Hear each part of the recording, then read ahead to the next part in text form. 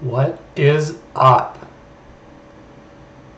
Hello and welcome to another draft on the MTG School Bus.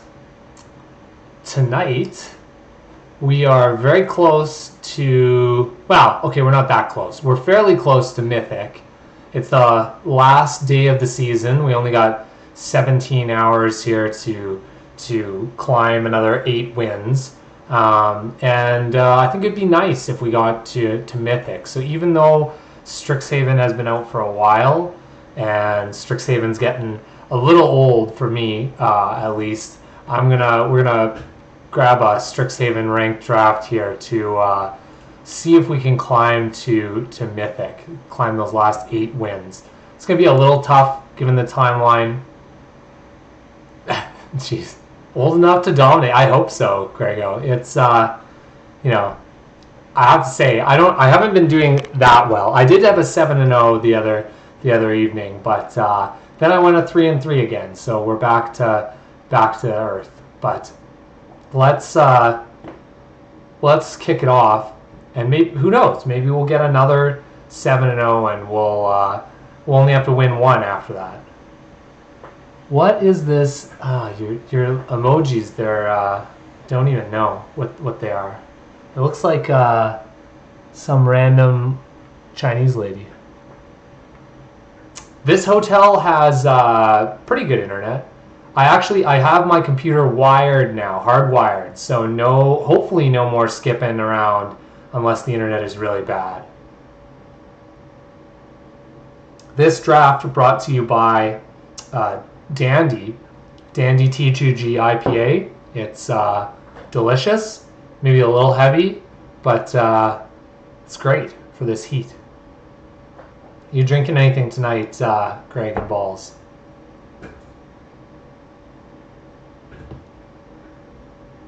Maybe you're having yourself a local IPA. Oh, lemon, interesting. Well, I mean, you can stay hydrated at least with that. That's nice. Oh, you are in Sask. What are you doing out there?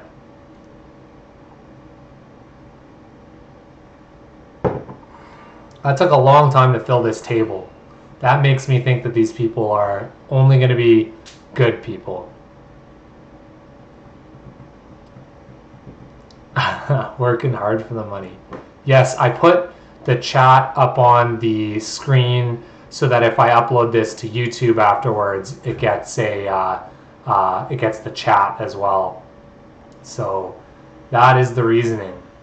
I don't know why it looks a little grainy. This the resolution's not terribly high on this right now, but anyway, pack 1, pick 1. Our rare is Ingenious Mastery. I'm still not a big fan of this card. I've seen a lot of people using it to draw, 3 cards for 6 mana kind of thing. But I'm not a big fan of this one. Oh, hey there, Space Boy.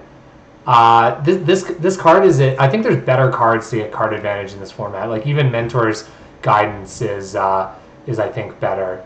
I'd say in general this pack is really weak, and I'm gonna take Environmental Sciences.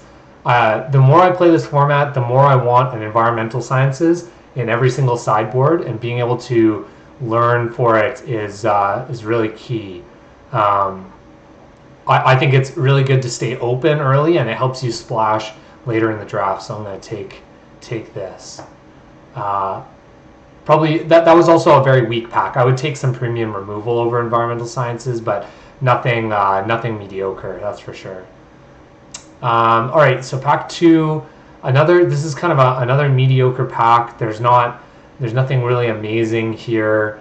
I'm going to take probably a single colored card, since the dual color cards aren't really amazing in this one. It's not a reason to go into 2 colors here. We could take Introduction to Prophecy to stay completely wide open. I don't mind that, but this is one of the lessons I find myself searching for the least in off of a learn card. There's also some like solid white cards and a solid green card, But I think I'm going to take Lash of Malice here. I also like very inexpensive interaction in Strixhaven, so we're going to take Lash. Kills a lot of stuff. Let's see if we can... maybe black will be open. Ooh, okay, and pack 3, so pick 3 here, we have cards that are better than anything we've seen so far, which is great. I think the 3 cards in consideration in this pack would be Eye Twitch, Bookworm, and the Combat Professor. I think Bookworm is still one of the best cards to pick in this set. It's so hard to deal with, and the fact that it gains you 3 life and draws you a card, even if they remove it right away, you get value, and then you get to put it back and draw it again later. This is a recurring threat, and sometimes you only need one of these in your deck to really put the game away against your opponent. So we're going to pick the Bookworm here, we aren't committed to black-green by any means, but that is a color combination. Oh, okay. So pick 4. This is. I wish we had these packs as our opening packs. Why did we have to pick Lash of Malice second? Jeez, it's crazy. This pack has some great cards. I think Killian is the clear pick here. Killian just takes over games and is one of the best 2-drops in the game. I realize we just took a Bookworm, but I think Killian is good enough, and we aren't committed to anything yet. I also really like Rise of Exodus, Arcane Subtraction, and Pop Quiz. Like, all the learn cards are really good. But Killian's, I think, the way to go. And we'll see if black and white is open. This is a pretty good sign that black and white is open. And who knows, maybe we even like wheel this Reflective Golem, which is really good in black and white, and combos well with Killian. He'd be Killian a lot of people, that's for sure. Yeah. Like you said, Grego. Alright, so pick 5, kind of a weak pack here, or a weaker pack. The Silver Quill Apprentice is okay, but not amazing as a 2-drop. I think like something like Arrogant Poet and Silver Quill Apprentice, they're kind of interchangeable. It's not or even the Eager First here is quite interchangeable with the Silver Quill Apprentice, so I'm not going to pick that here. I'm going to go for a Guiding Voice. I think Guiding Voice is really solid in the black and white deck, and getting to push through some damage on the turn you play it and then learn to get you some value, stay in the game.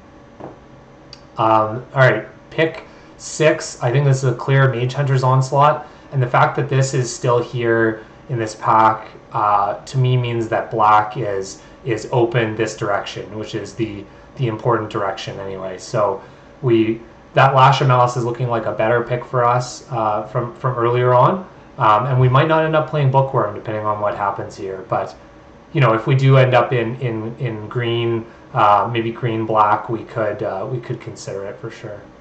But let's pick the Mage Hunter's Onslaught. And I don't think we're going to get anything back from this pack that's important, so no reason to read the rest of them here. Okay, pick 7. All right, a little less on the black and white front. Novice Dissector is not very good, in my opinion. Exhilarating Elocution is maybe a fringe last card you would play, and you maybe only play it if you're going wide.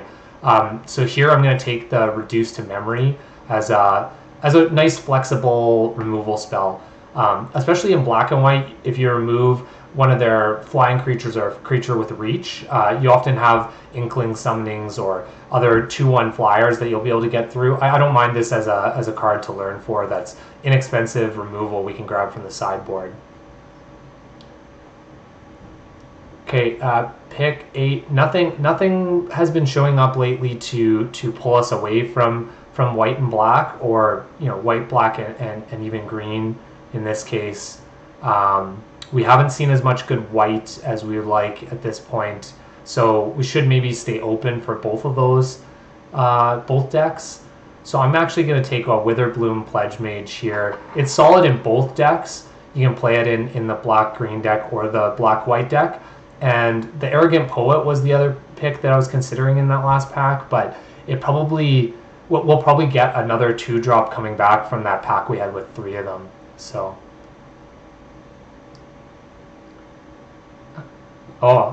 Hello, not Grego. Crazy. You, Greg and not Grego. Who knew? In this pack, I'm going to pick Silver Quill Campus, help with our mana if we do end up splashing. The rest of this pack, like Crime Session is maybe a consideration, but not amazing. All right, so pick 10. I'll note that Inquisition of Kozilek is here, and it looks like it could go into a black and white or black and green deck, but only getting to pick something with mana value 3 or less that's a real restriction in draft. It's just not worth it. It's not a big, doesn't have a big impact. I'm gonna take the Introduction to Prophecy here. I think having good options in your lesson sideboard are really important. So getting this for free, kind of where there wasn't anything else in that pack, is really nice. All right, so pick 11. We're coming to the end of the pack, and it's good to see that we still have some black 2-drops here. I think I'm going to pick the Leech Fanatic. It's not worth it. Picked a Tenured Incaster. And we're just going to keep going with the black theme. This Dusk Mage we probably won't play, but it's a possibility. Yeah, not Grego. You are absolutely correct. You are allowed to backseat game all you want. You're allowed to tell me what I'm doing wrong, because I really need to know. I need to know what I'm doing wrong. Sometimes I'll talk about a play and somebody will correct me, and it's thank goodness they do, because we would have lost otherwise, you know. So our first pack, it looks like we're mostly black, and we do have kind of an aggressive lean to our deck with Killian and Guiding Voice, but I think we need to consider that green could also be our second color, and because we have a really good rare here in Gnarled Professor, which is great on its own as a 5/4, and then also gets you to learn. I think this is a great pick to start us off in pack 2, and we'll see how it goes. We might swap, like alternate between black green and black white a little bit, but we'll decide kind of by the end of this pack, hopefully, or maybe early in pack 3. So, oh wow, okay, I mean that's pretty crazy. We get past another Gnarled Professor after picking one. That's pretty crazy. I think this is if this is how open green is going to be this pack, I'm pretty stoked. We're gonna pick another Gnarled Professor here, and I think I might even start throwing this stuff in the sideboard here soon after. That's pretty sweet. Getting to learn off of a 5/4, so it's essentially a 2-for-1 that's really powerful on curve is amazing. So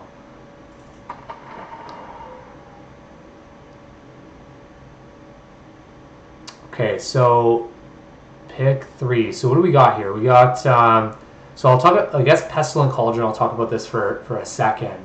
I don't mind the back side of this one, the Restorative Burst side, but the Cauldron itself is not very good. The Restorative Burst is solid, but it's also, like, it's just a card advantage thing, and it's not, in this format, you want to use your Learn cards as your card advantage. So I don't think we want to use our pick on Restorative Burst here. I'm tempted to pick another Witherbloom Pledge Mage or a Witherbloom Campus here. The Woe Eater is also very good. Oh man, we have a lot of 4-drops. You know, I'm gonna pick the Witherbloom Pledge Mage here.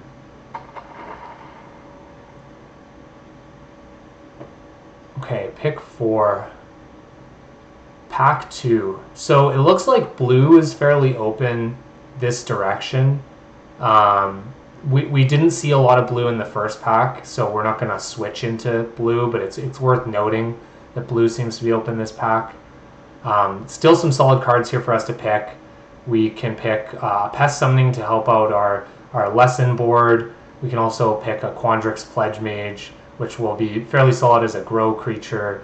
Or we can pick something like an Honor Troll, which I think is probably our 3rd best pick. I'm not going to try and pick Burying Books and splash it, so... no, Greg, I don't like Exponential Growth a whole lot. I think it's okay, and it would be better with the gnarled professors that have trample. But I find that often at sorcery speed, there's so much instant speed interaction in this format that you don't have the opportunity to really use it efficiently. So, and it costs a lot. Okay, so pick 5. This is kind of a tough pick for us. We have four cards that we want out of this pack with Silverquill Pledge Mage, a Mage Duel, the Spectre, and Witherbloom Apprentice. I think in the black and green deck, I'm going to pick the Witherbloom Apprentice. Having the reach and the life gain is really good. And I think it's more likely that we'll see another Mage Duel than it is that we'll get another Witherbloom Apprentice. So, yeah, Gregor, thank you for backing me up. And I think we're going to take Killian and put him in the sideboard. Same with the Guiding Voice. Killian's quite good, but I don't think he's worth splashing. He's kind of a 2-drop that you want to play early. So, okay, so I'm going to take a Blood Researcher here. This is a reason to have the Witherbloom Pledge Mage or the Witherbloom Apprentice. Any of these repeated ways to gain life are great with this, and this just turns into such a threat. So we'll pick this here. It is sad to see an Inkling Summoning go by, but we're gonna pick a Blood Researcher. Okay, pick 7. So there's some interesting choices here with Quandrix Pledge Mage. Well, I guess Quandrix Pledge Mage is really the only interesting option, but I'm going to take Hunt for Specimens. I really think that learning in this format is great, and the pest from this is really good with cards like Blood Researcher here.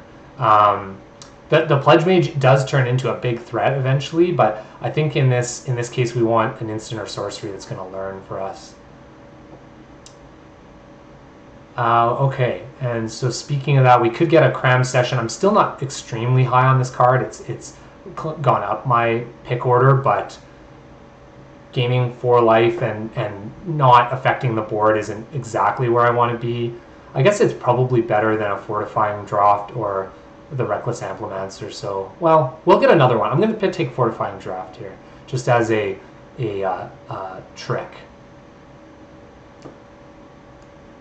And I'm surprised this Brackish Trudge came back to us. This is another really good card in the life gain deck here, getting to bring it back all the time. I appreciate that, Trent. Clearing your schedule for me is a huge compliment, so thank you. I'm going to pick a creature here. I don't think it's worth taking Essence Infusion. So Trent, are you learning this set as I do these? Because it's about to be on its way out, and I think you need to, you should be brushing up on a new set soon. And, ooh, we got a Quandrix Pledge Mage back. That's nice. And like I said, this is kind of old hat for most of the people drafting these days. Yeah, it is a tasty treat. So we're pretty heavy into black and green. We didn't see nearly any white in that pack. And we have a decent lesson board here. It's not amazing, but we have 3 good options, 4 if you consider this. Okay, so I don't like this Witherbloom command. It's not very good. It doesn't impact the board enough and doesn't have enough benefits. So I think here I'm gonna pick the Introduction to Annihilation to have another removal spell as a lesson in the sideboard. We did pick Reduce to Memory similarly earlier, but we aren't going to be playing white, so we won't get to play that. Take that from our lesson board, sadly. All right. Well, a Mage Hunter's Onslaught, that's a really nice pick to get here. This will help us round out our deck with some more removal. I was a little worried when we took that other. We didn't take the Mage Duel that we wouldn't have enough removal, but we're gonna do the Mage Hunter's Onslaught. I do love the lessons. The lessons are very important, I think, in this format. There's like it's just such an easy way to get card advantage in, and some of these are just like, it's just free card advantage, and having the option on your first learn spell to pick whichever one fits your board state best is really, really good. I think they're great, and I go out of my way to pick them quite early, that's for sure. But here we're going to pick another Blood Researcher. We already got one of these. We're going to go for the Blood Researcher. This is going to be huge in our deck, and hopefully overwhelm our opponents. Alright, pick 4. Interesting. Yes, the school bus. Alright, so I don't really want to pick a third Witherbloom Pledge Mage. It could be alright. I don't really think we need a second Environmental Sciences. Having one is good enough. I kind of want to pick like Agonizing Remorse or maybe even Aether Helix to splash. I'm not actually sure what's best here. This is an interesting pack. I'm going to take Agonizing Remorse. I think we have enough creatures right now. We're at 14 creatures. And we need some more instants and sorceries to trigger our things like our Witherbloom Pledge Mage. So I think Agonizing Remorse was the right pick there. Ooh. Yes, Sharon, I absolutely hate when I don't have a lesson to grab out of the sideboard. If I learn and there's no lesson, it's bad news, bad times. Yeah, tough choice. Greg is right. I think, so yeah, Mage Duel or the Master Symmetrist. I mean, having a reach creature in our deck, we're not going to play this. We don't have a ton of flying or the Mage. I think it's Mage Duel. I think Mage Duel is too good. We're going to take it here and fill in our curve with some other creatures. I think that's probably best. Yeah, Mage Duel is nice. The kind of the problem that we have, and it's really good with Gnarled Professor, but the problem we are going to run into is we don't have any flyers at all. So we're going to have to gain life or use removal on our opponent's flyers, which is something we're going to have to watch out for. What are we at again? We have 13 creatures plus some lessons. I'm going to pick Field Trip here. Another way to learn, another way to ramp us into Bookworm. I think that's fine. We might not end up playing it that highly, but it'll be good for now. And we're going to take a Leyline Invocation here. I think it's better at this point. We have kind of enough 2-drops that do things. I don't think we need another Leech Fanatic. Leyline Invocation scales with the game, right? This is a 6/6 on turn 6, but it's also a 9/9 when you have 9 lands out. So I think this is a really easy way to overpower a board state, and it's nice to have one in the deck. Ooh. Oh, man. So now we have a real choice, in my opinion. We have a Blood Researcher, which we know is going to be pretty good in our deck. But also there's a Snakeskin Veil, which I have been blown up by in this format so many times. And I'm actually going to take Snakeskin Veil here. I think this kind of effect in this format is amazing. And having it at 1 mana is really important. Yeah, we're going to take the Snakeskin Veil there. Maybe not the right pick overall, but I think it helps our deck. And I'm going to end up taking out probably Fortifying Draught in exchange. Okay, this pick, I'm actually going to take Infused with Vitality. I don't think we want another Field Trip. We're not the ramp deck. Having one of these is good enough. We'll pick Crushing Disappointment since it's the only thing we can play. Yeah, nothing really here that we want, I don't think. We're going to take this. All these picks at the end are just kind of filler picks for us, so I'm going to cruise through these. And we get another Leech Fanatic, which we'll probably end up playing, actually. Alright. So I'm kind of disappointed that we didn't get a campus that fits our colors. We still get to play, we'll still play this campus as a way to scry later in the game. But, yes, this is a draft for sure. Draft? What did I say? Didn't I say draft? Draft. It's a draft? Isn't it a draft? How do you say this? Draft? Draft. I said draft, I think. If I didn't say it, then you guys have corrected me, so thank you.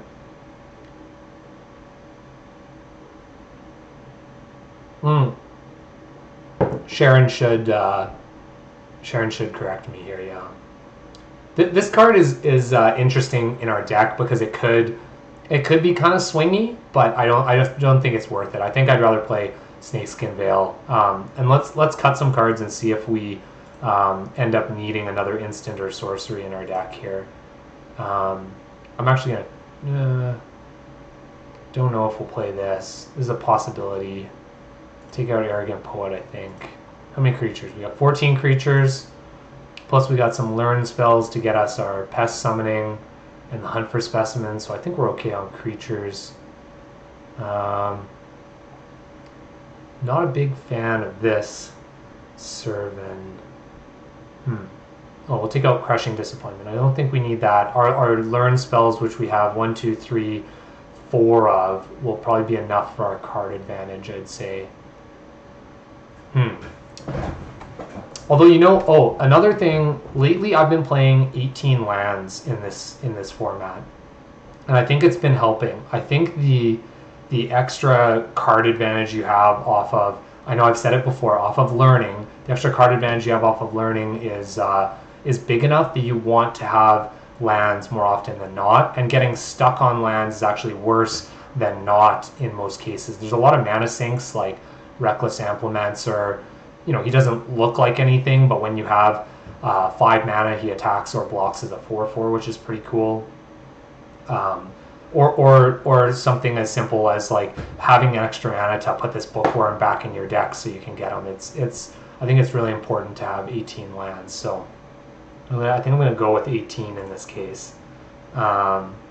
We don't need the Archway Common since we're not splashing anything. Although we could put it in so that we'd have potential to play like Reduced to Memory, but I don't think that's worth it. And then we're going to have to cut 2 spells here, and I think it's going to be Infuse with Vitality and probably this Springmane Servant. How many creatures do we have again? We have 14. We have 9 instants and sorceries. But I guess 1, 2 of our spells that are our spells actually make creatures. So yeah, let's cut the Servant here and add another land. All right, let's see. So we're slightly more green than black. We have more doubles in green as well. So I think we're gonna go even probably in mana. I don't think it's worth it to play an extra forest, is it? 14, 13? No. So right now we have 7, 8. Yeah, we'll add a swamp here. And yeah, what do you guys think? Do you think this is the right way to build this? Am I missing anything crazy here?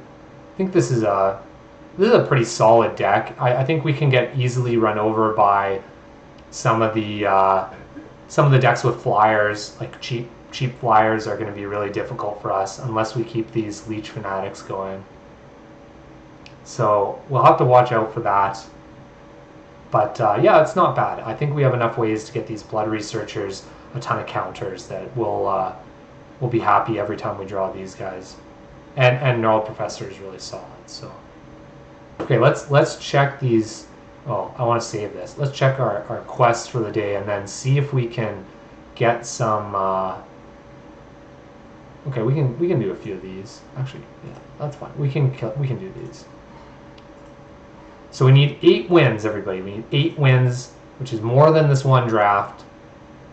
It means we can't lose. There's a lot of pressure on this to try and get Mythic. Probably not going to happen, but it's worth a shot.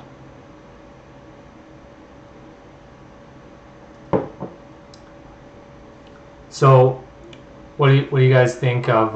Have you looked at any of the previews for the new set, the Dungeons and Dragons set? No, today is the last day, Greg, for me, because I work in the morning and it's noon tomorrow that the whole thing resets, so which is too bad. Yes, not Grego. It does. It goes down. But you guys are also here to help me, so I'm gonna lean on you, and you can help me go up. I'm developing a cough. I don't think so. Oh, I see. Ah, Maybe I am. We'll see how this goes. I think I'm going to keep this hand. This is not the best hand since we're only on one color of mana, but I think we'll get enough to play these two hopefully and be okay. Geez, work schmirk from the guy who's over in Taiwan. I mean, come on. All right, so this is not a good hand against to start against a Silver Quill deck. So let's hope we take away. Okay, this is good.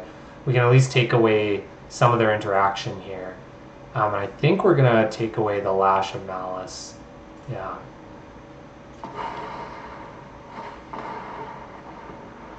There is some argument to take the Stonerise Spirit there, since we won't play anything right away that the Lash of Malice can affect, but since the Pledge Mage and the Apprentice both have 2 toughness, I think I wanted to get rid of that. Oh, and look at that, they draw another 2-drop anyway. Okay, so we're gonna have to hunt for some specimens here.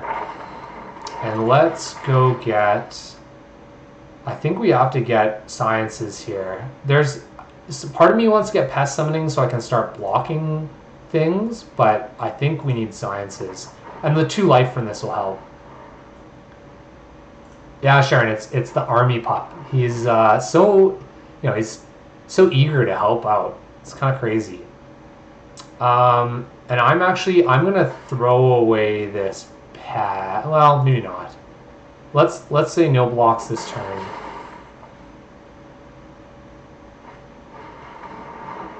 When you pet him, he barks at you, unless you're talking about when our opponent does it, in which case I'm not 100% sure. Okay, let's sciences. We really need this other color of ours. And we'll play out our Witherbloom Apprentice, which we'll probably have to block with, which is kind of sad.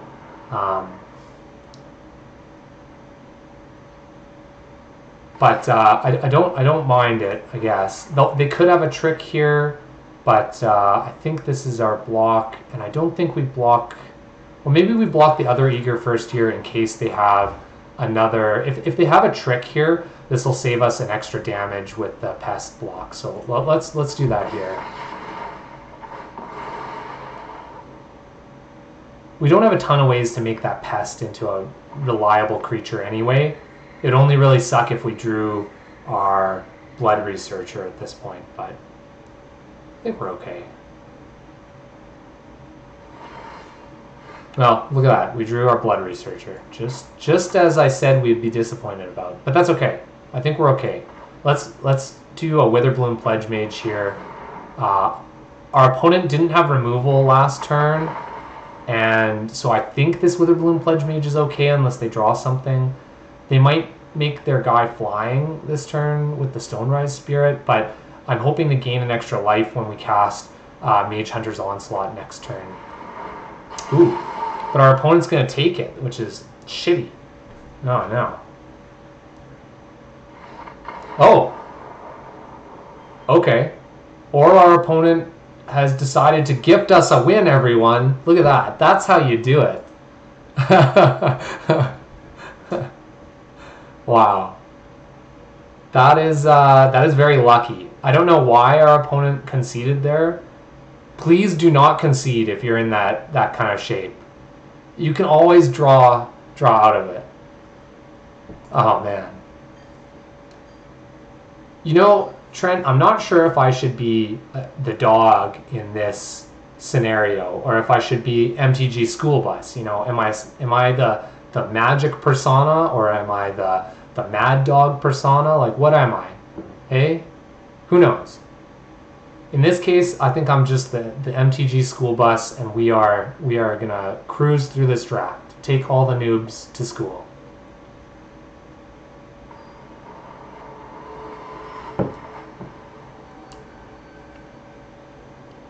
Oh no. But against capable Steve, I don't know what we'll do against him. All right, let's. We're gonna mulligan this hand. There is no way we can keep that. Nothing we can play.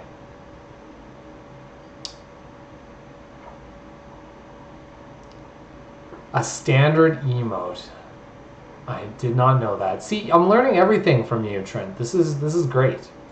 Okay, I'm gonna keep this hand, and I think I'm gonna get rid of. Well, I kind of want to have. No, let's get rid of a Leech Fanatic here. We're on the play, so hopefully Leech Fanatic into Agonizing Remorse is a good play for us, or into Mage Duel, either one.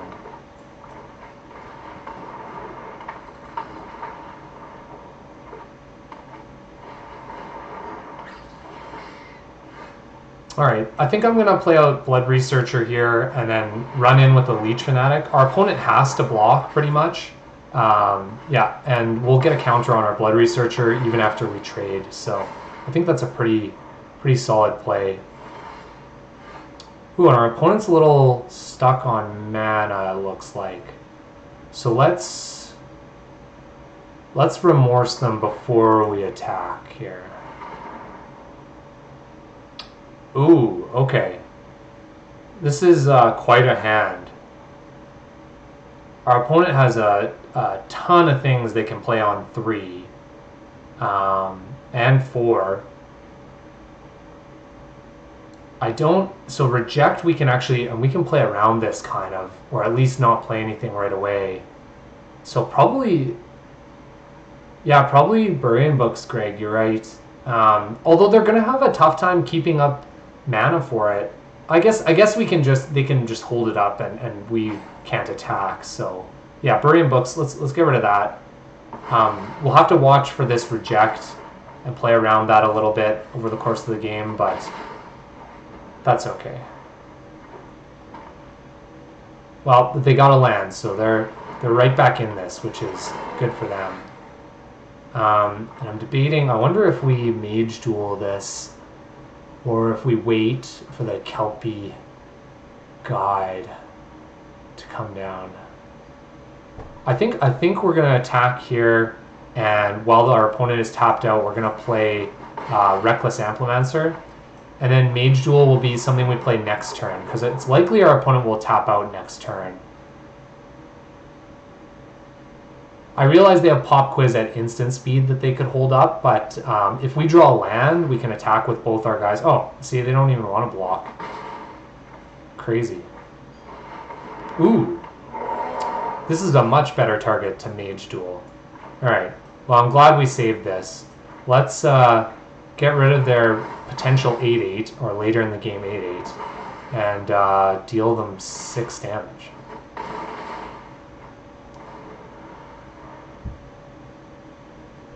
Man, I really hope we draw another swamp for this Mage Hunter's Onslaught. That would just put this away, or it would come close to putting it away.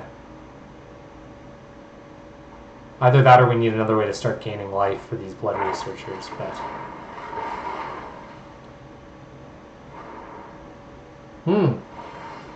Yeah, all the dogs. Alright, so we didn't draw land for Reckless Amplimancer either, which is too bad. So we're just going to have to put out these Menace guys, and our opponent's probably going to play Pest Summoning here to get a bunch of blockers. Which is not great for us, actually. We really need this second swamp. There we go. Okay, so I think for 1 mana, our opponent could have... So they could have Snakeskin Veil, or they could have... I don't think they could have anything else for 1 blue or green that really blows us out. So here, let's give this a go, and this should be game over if it resolves. Okay, because right now they can block either this guy or this guy, and that's it. So let's swing in with everybody. Okay, and we should deal them a bunch of damage here. There we go. Nice. No life gain. They don't get to life gain. And they get life lost from the Mage Hunter's Onslaught. Yeah. Solid. Cool. Well, so we've learned we can beat opponents who concede too early, and we've also learned we can beat opponents who get mana screwed. So let's see if that keeps going. I have this feeling like we're gonna run into mana screw ourselves or something.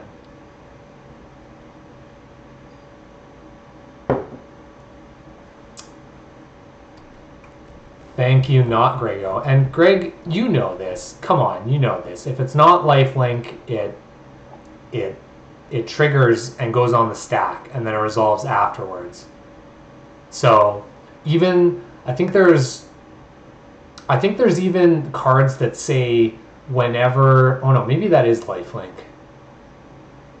I think there's some verbiage on some older creatures where it says, like, I don't know, when this creature deals damage, you gain life equal to that damage or something like that, and I think that's a trigger. And lifelink is the only thing that goes at the same time as damage. So,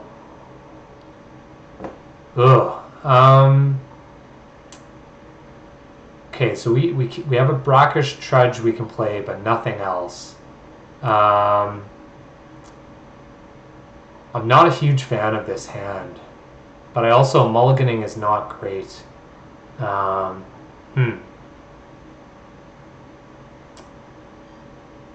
Yeah, we go first. If we draw one green, we're able to get a second green really easily, but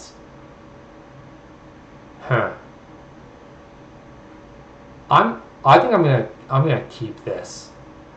This is maybe a little bit of a risky keep, but we have a creature we can play, and as soon as we draw any single green source, we're in pretty good shape. So I think this is fine. And then we have a second creature we can play. I think we'll be in decent good shape here. It's no good. Oh, come on, Sharon. What do you think? You think that I should have mulliganed that?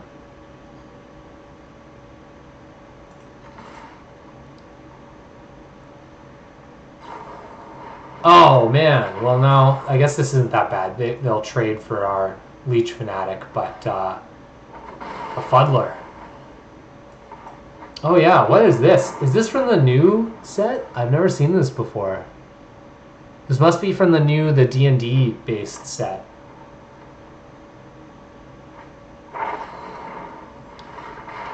There's the newest set is D&D centric, and it's I don't know. I find it's interesting. It's I don't really like the cards that they've shown so far, but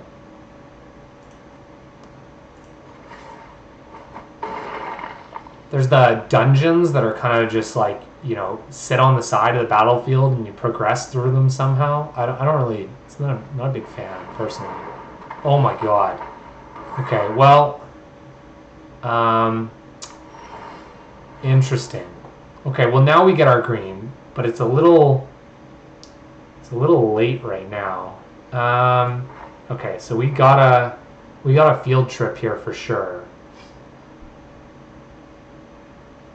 I think our play is to try and field trip and get to Leyline Invocation so we can block and trade, or Leyline Invocation and then Mage Duel.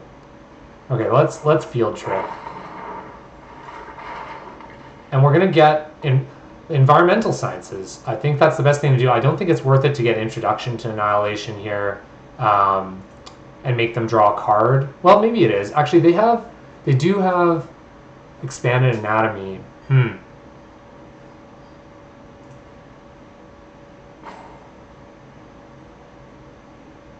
No, I still think environmental sciences and playing the rest of our hand, I think, is more important at this point. So,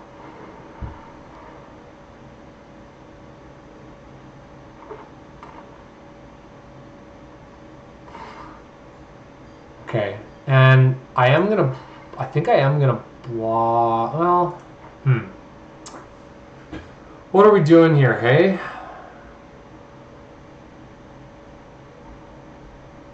It's interesting.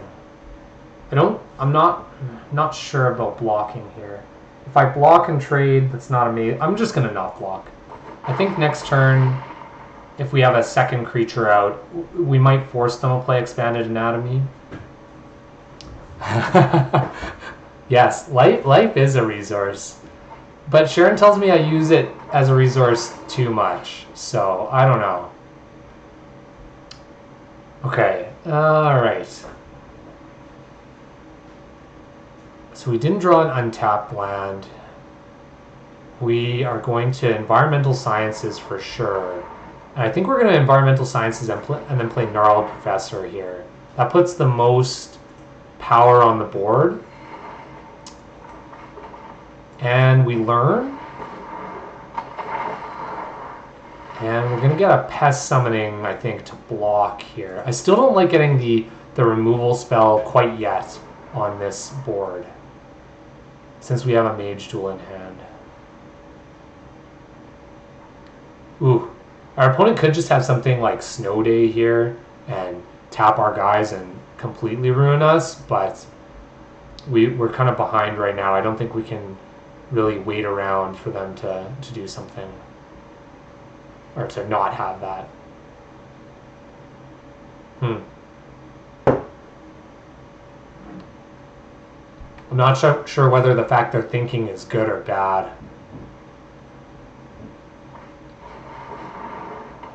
Okay. So they're probably going to play Expanded Anatomy on something now, I would guess. Since that matches really well with the Pledge Mage. Oh, okay. Or they're just going to bounce something. Alright. So not great for us right now.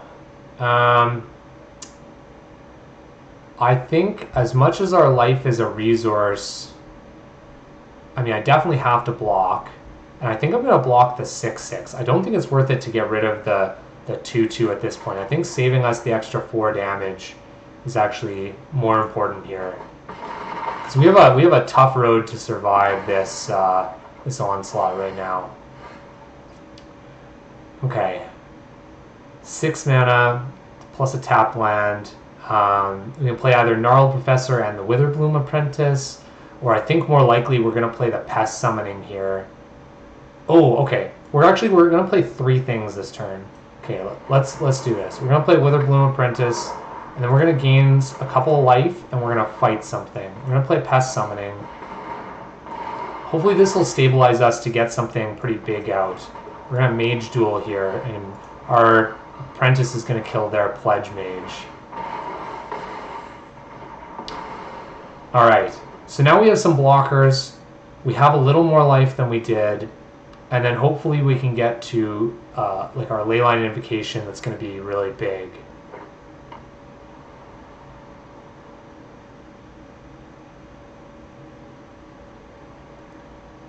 Our opponent is still in a much better position than we are, though.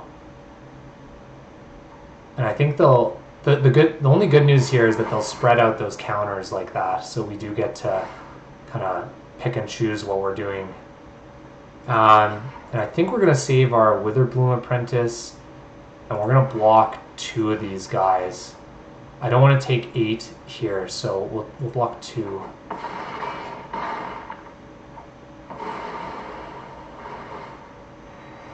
And we're still at 9. It's not amazing, but not the worst. Ooh. But everything they play right now is really scary for us. Okay, so we have 7 mana. So we can either play 2 creatures here, and then we're going to have to chump block some stuff and trade with the Gnarled Professor, or we can play a 7/7 and hope that they have little to no cards. I think probably playing the 7/7 is better. I don't think it's worth it to try and play out 2 creatures and then have to chump block and then hope that we can stick the 7/7. I think we want to play this right now.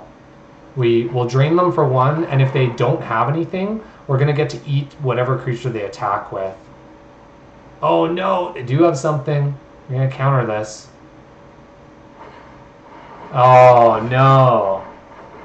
Okay, well that's game over. We can only block this 6/6, and we're gonna take 10. So let's concede here and move on to the next one. Ooh, that was yucky. I agree. Great. That is Was not what we wanted to see. It's too bad, really, that we got stuck on black mana there. That's not what we wanted to have happen, obviously, but that's how it rolls sometimes. And that's actually why I've been liking playing 18 lands more too. Is just even if you only get stuck on one color, you'll at least be able to play some more stuff, and you can play a higher quantity of one of the secondary color that you have in your deck. So. What is this standard emoji you're saying now? Are you pouring out a beer for me? Is that what that is? Not Greg? Oh. Oh, I'm salty. Oh, okay. Well, I mean, like I said, streaming lowers your win percentage, all those complaints, No, I'm kidding. I think you guys actually help. You put the pressure on, that's for sure. Well, here we go. We have both our colors. We have cards we can cast. Let's keep this.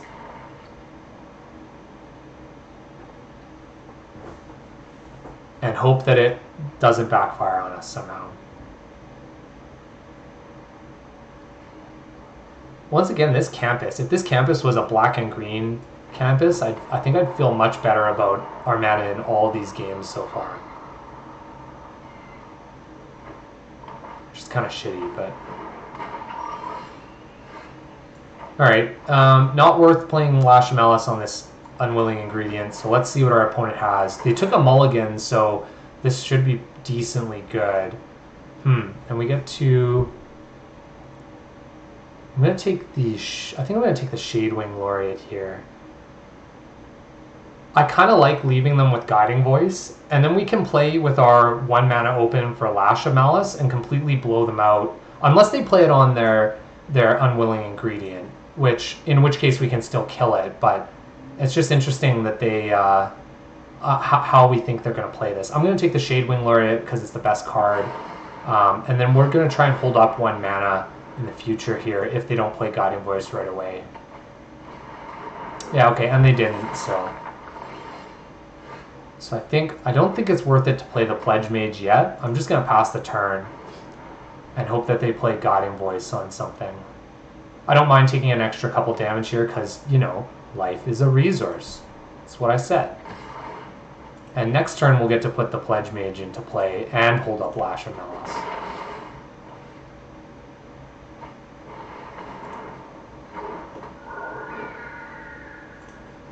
Alright. So let's do just that.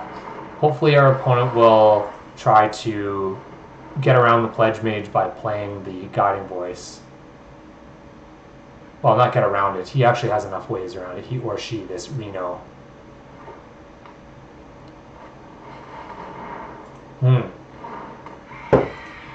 Or we're just going to get attacked by a lot of stuff here.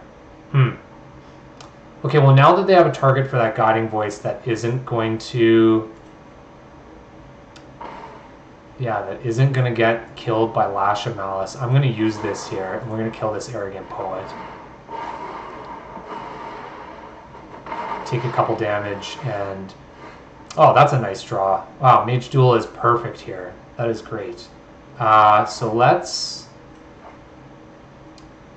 use the most of our mana possible, and we are going to Field Trip and Mage Duel, and make our Quandric Pledge Mage into a big boy. And let's go get... I think we're gonna need a removal spell here. I'm pretty sure they're gonna put the Guiding Voice token onto something that's left, and we're gonna need to remove it. I don't think the Pest is worth it here, Greg, because we have a Hunt for Specimens and a Gnarled Professor that we can play next turn if we draw a land. But I see what you're saying. But let's kill their Spectre and attack them for 6 here. I'm worried about them Guiding Voice and getting the Expanded Anatomy for 2 more counters, and then they have a really big threat, and I like having a removal spell for that case. It kind of limits it. Like, we'll take an extra couple damage on one turn, but it won't completely ruin our game. So yeah, see, here you go. So Expanded Anatomy, they're going to put it on something, and we're going to get to exile this on our turn, thankfully, and they won't even get their effect from the graveyard ability on this. So let's do that. Sure, they get to draw a card, but I mean, we just 2-for-1 them there, and we're gonna hit them for 6 too, which is nice.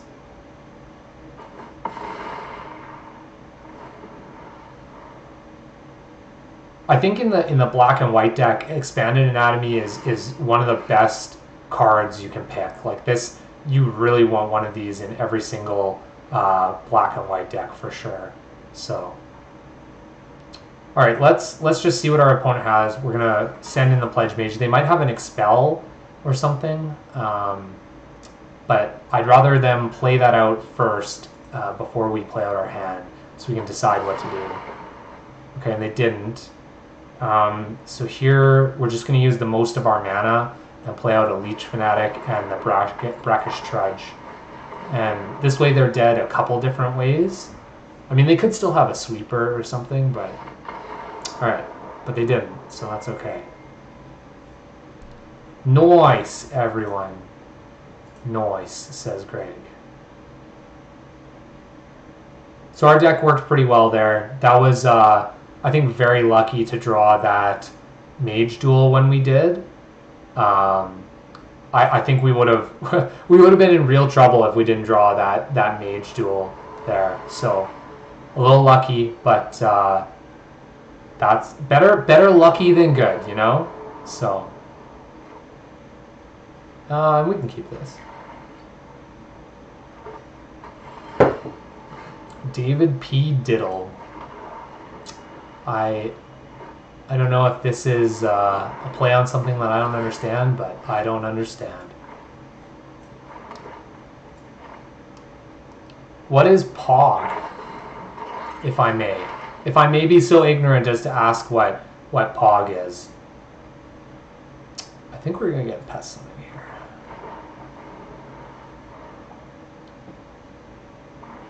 Is this the POG? Like the original gangster? PogChamp? Moncast? I've never heard these terms before, you guys. Ooh.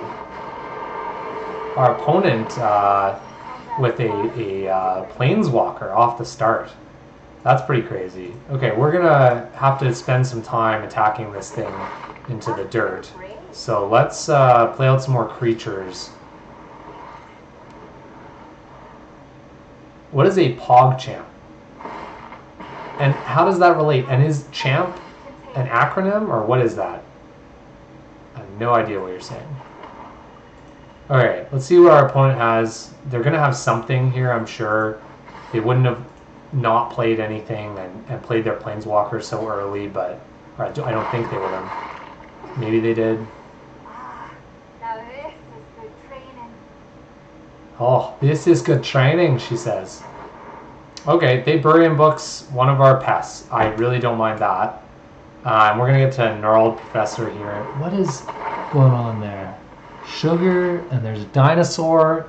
You guys are all about these emojis here, or whatever they are. And we are going to get... We're going to get a removal spell, just in case.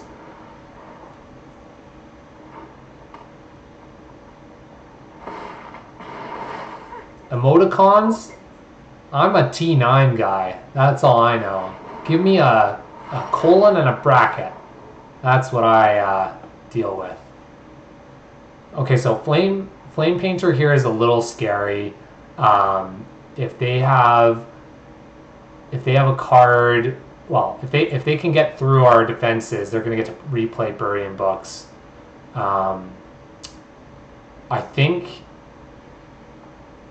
I think we're going to have to... We're not going to... Well, we could remove this and kill the Planeswalker right off the start. That's probably the best play, actually. Okay, so we're going to do the least risky play here, and we're going to remove their Flame Painter, attack their Planeswalker, and accept that we might have given them like a pretty good card off of the introduction to Annihilation.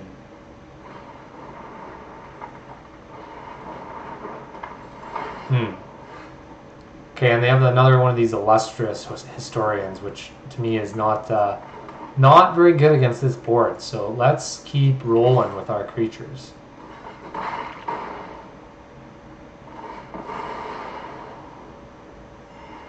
And we could play 2 creatures or 1. I'm just gonna play a big creature out. I'm gonna play the Witherbloom Pledge Mage. Unless they're playing heavy green, I don't think they're gonna have a lot of stuff that can block the 5 stuff.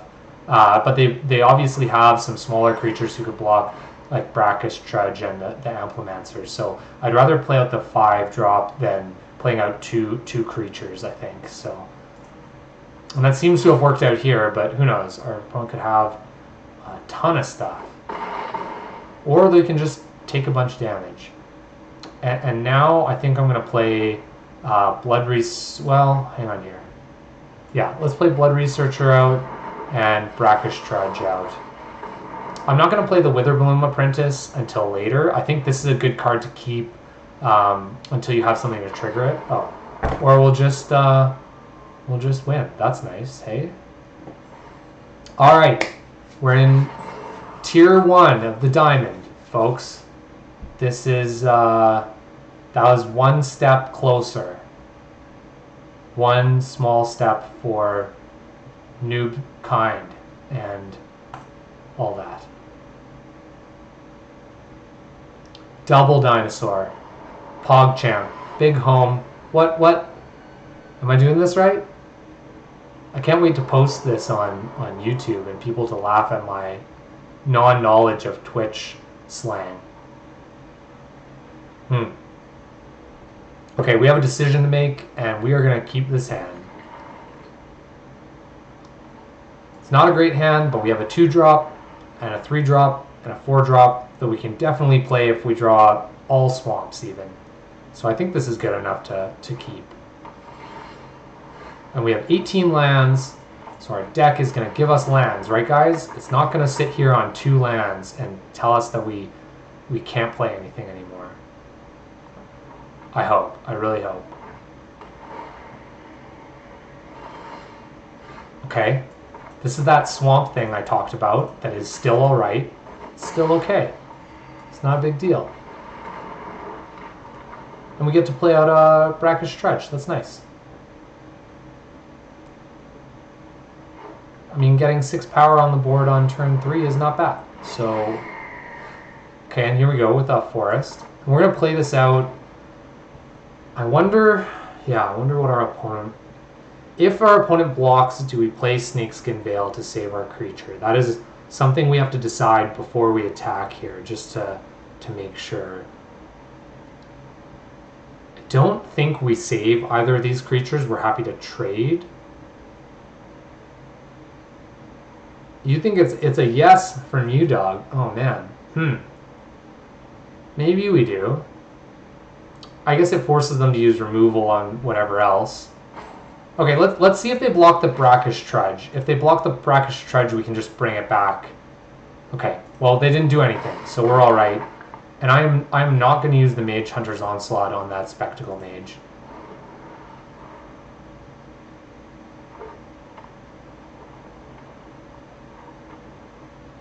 I never thought I'd say this, but I hope they have a removal spell they're going to try and use on our creatures. Alright. Well, let's send them in again. Once again, no effects here yet. We're going to let them block.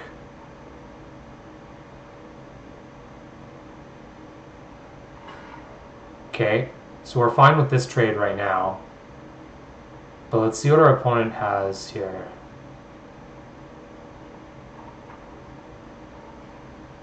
Okay, let's just pass for the trade.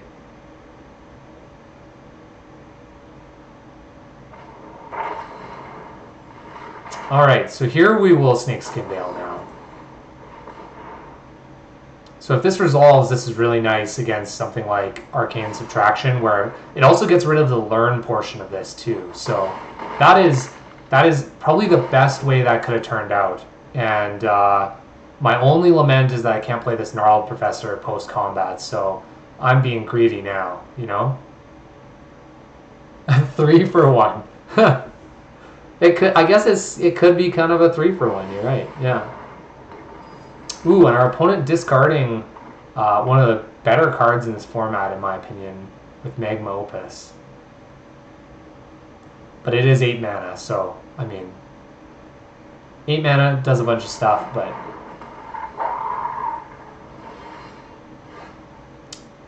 Okay, so both of our creatures trade with the Tome Shredder right now, so I don't want to use a Mage Hunter's Onslaught, I don't think. It would put them to 1, but it also, if they have any kind of a counter spell or anything, it uses up our turn pre-combat. I think I'd rather try and play the Gnarled Professor, so I'm gonna swing in with both of our guys. We also have mana that we could use to return the Brackish Trudge and just replay it if we wanted. So let's see what our opponent chooses to do here. Okay, that's fine. Now let's see if the Gnarled Professor sticks or if they're going to counter this.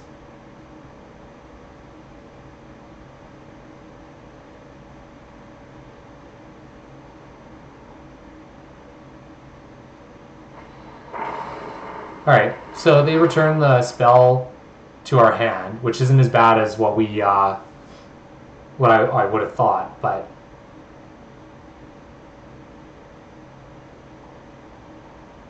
it's nice that our Brackish Trudge has power equal to their life total. This is not bad. And we have 2 Mage Hunter's Onslaughts in our hand. I mean, let's see what our opponent gets here. They could have a a sweeper or something after we play the Gnarled Professor again. Well, I guess not really, but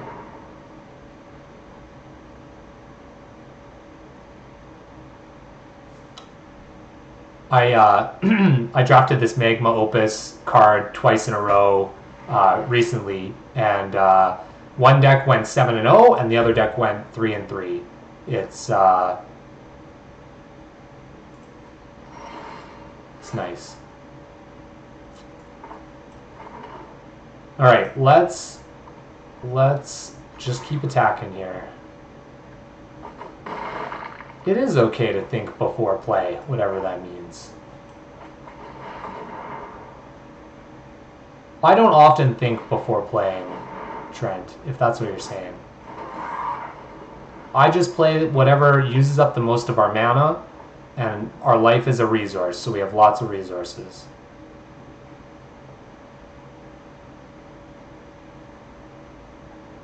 Do you think this guy's from Calgary with YYC in his name?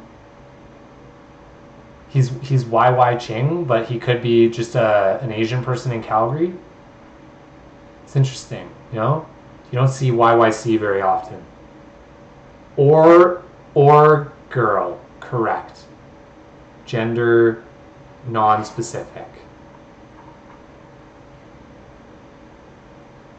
I don't know how many girls play this game, but it is, I was just, I was basing off of the avatar of Jace and, the attitude while this guy's playing. Maybe that's racist or sexist, I don't know, but.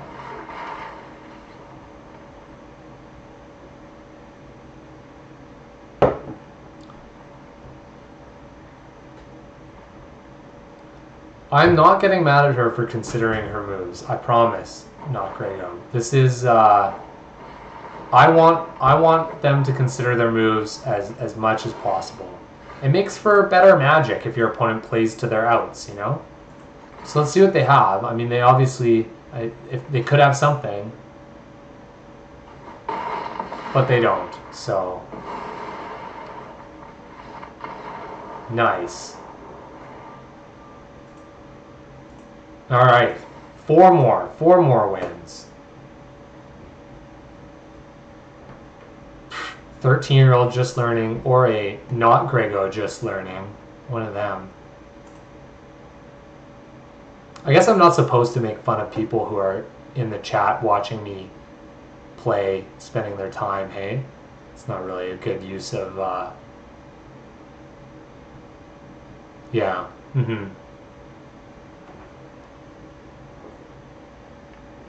Oh, thank you, Sharon. Look at that. It's very nice of you. I don't know whether you guys have scared away all the other viewers. It looks to me like I only have 3 viewers, so I'm really just chatting with you 3, but it's very entertaining to me, I have to say.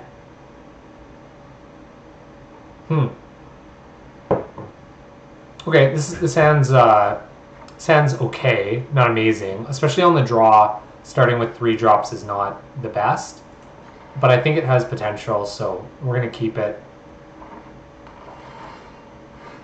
And I think we're gonna play Brackish Trudge first, honestly, so that we have something to block with. But well, maybe not now that we have Hunt for Specimens. But let's see. Okay, and I will subscribe for sure. I'm gonna get. We have 4 mana right now. I don't think we need Environmental Sciences. I'm gonna get Pest Summoning here. That's true. I do say that every time, Sharon. But I feel like it could be true. I don't know.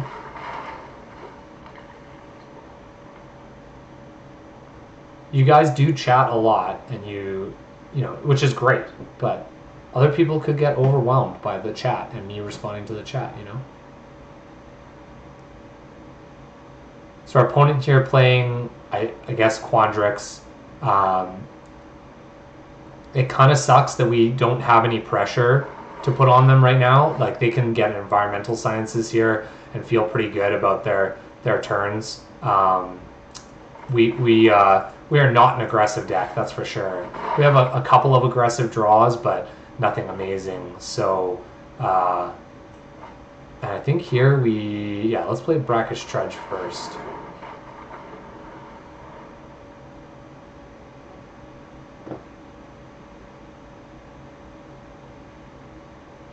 And, you know, this is one of those times where our opponent they can be slow, they can get to their 8 mana and play some of the more impactful cards that Quandrix has in blue and green.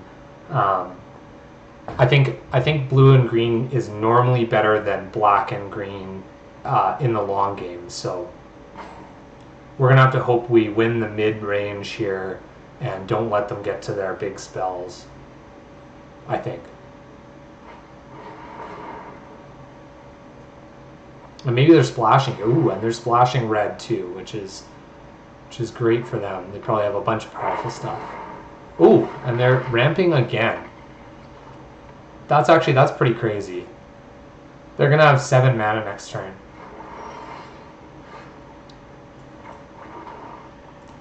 So at 7 mana in the it's green with big guys, but also if they have blue and red, they could have something like the put 2/4/4 elemental tokens out, or that Magma Opus card that we saw in the last match.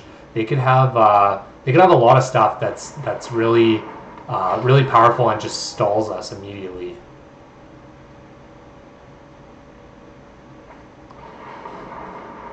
This is actually less scary, having somebody play, you know, a 4-drop at this time. So I don't know. Ooh, okay, so so we have the option here of either playing our Pest Summoning and the Witherbloom Apprentice and pumping our Researcher, or just playing the Pledge Mage, or even playing these 2 out. But I think first I'm going to attack with the Trudge, and I'm actually going to attack with the Pest as well and see what our opponent does with that. I think the Pest, like if they block the Pest, we get a counter on our Blood Researcher here, which I don't mind. Oh, we're gonna get Arcane Subtraction. Yeah, okay. Yeah. Yeah, I know. I want to build the researchers as well, Grego. I agree with that. Maybe the blood researcher and the Witherbloom apprentice is the play. Well, yeah. It's kind of tough. We can't do anything here, so. All right. Yeah, researcher and apprentice is what I was thinking, but I mean, the pledge mage is also a solid threat on its own, and they can only play a 4/4 with this. Uh, so it's whether we want to put a lot of counters on one. I guess let's try and get as many counters on our blood researchers as we can. So I'm gonna next turn play these two probably, and then play the pest summoning and see where that gets us.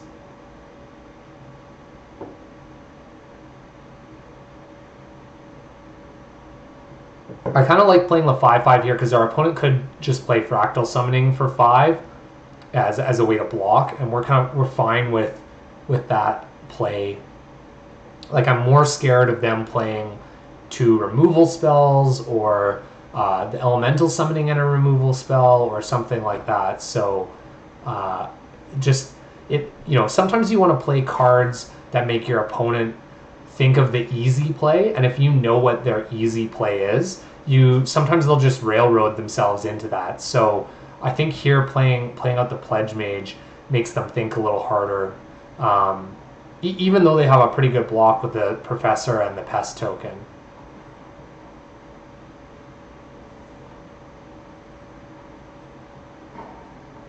Yeah. I do wonder what our opponent's going to do here. They probably have quite a few options with 6 cards in hand.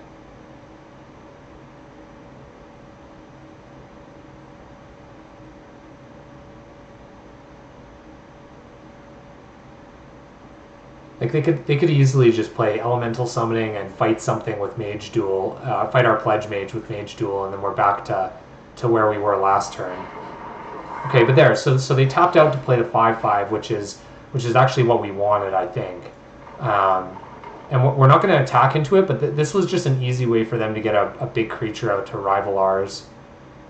So I'm going to play the researcher and the apprentice here, and then if our opponent doesn't have any removal next turn, we can trigger blood researcher twice, both of them, and return brackish trudge. So I don't mind that. And I'm not going to attack with this pest anymore because they have some pretty big creatures, so we'll keep it back to block. And we'll see if we can just grow our researchers big enough that the opponent can't deal with it anymore.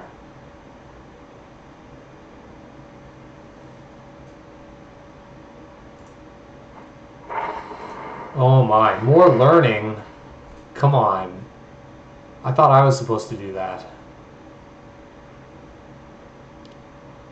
I also like that in the blue and green deck, if you're splashing red, it opens up a bunch of other lessons that you can get as well.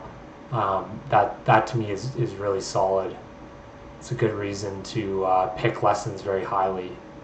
Even just the one lesson that deals 1 damage to something or destroys an artifact, if there's one time during your draft that you get that and you just completely blow your opponent out by killing their 6-mana artifact or killing their 1 toughness flyer with it, I think it's the versatility is really good.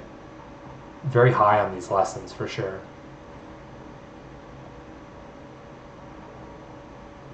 So I wonder what our opponent's thinking here. Okay, so they didn't do anything. It's interesting.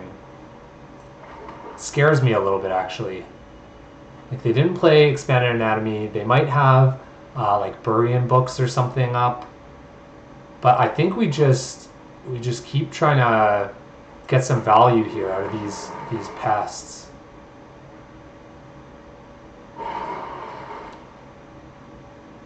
So we'll get a couple triggers here.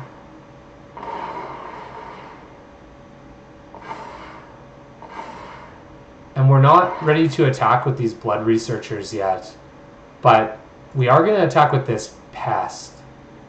I think at this point we're happy to trade. Even if they just eat a pest, we'll get a couple of counters here.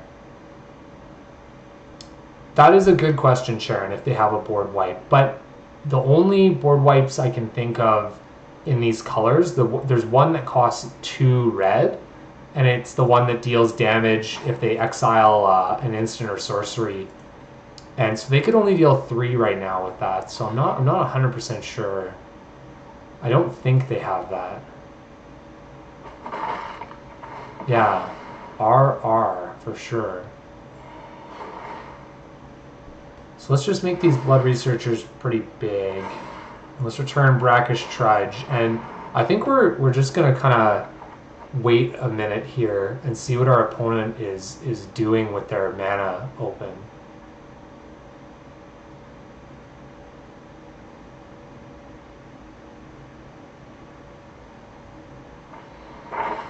Okay, so they're gonna bounce something and learn again, which is pretty good for them.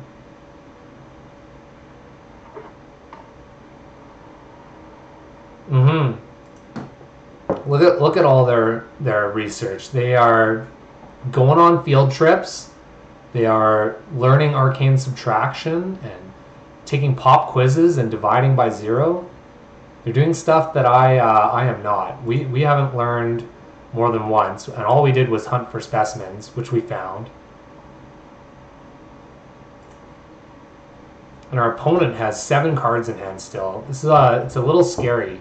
I don't know. This is where our deck doesn't have a ton of game.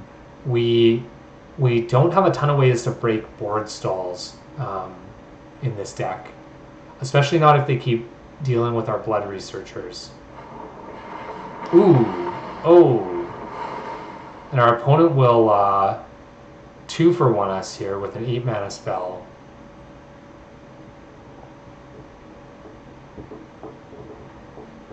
And probably cast Expanded Anatomy. Yeah, okay. Okay. And we're just going to block... Well, actually, you know what? We are not going to block this. I want to block one of these with one of these when I have the Blood Researcher out, so let's keep it that way. And we get up to 8 mana, so we can play everything in our hand. So let's do this in the right order. We're going to play a Blood Researcher first, so that when we play Agonizing Remorse, we'll get a counter on it with the Witherbloom Pledge Mage. Let's see what our opponent has. Ooh, oh man, what the hell? Okay, so, jeez. Our opponent does have Crackle with Power. You need 8 mana with this to deal 10 damage to something, to each of up to 2 targets, which is really, really good. But I also feel like the Bookworm is maybe the pick. Yeah, Greg, but I'm not going to concede against this. That's the difference. I think we can play around Crackle with Power as long as we don't let ourselves get down to 10 life. Crackle with Power doesn't really affect us a ton. I think Bookworm is a scarier threat against us, and exiling it right now is nice. So I'm going to do that. Let's exile Bookworm. And we're just going to have to not attack here.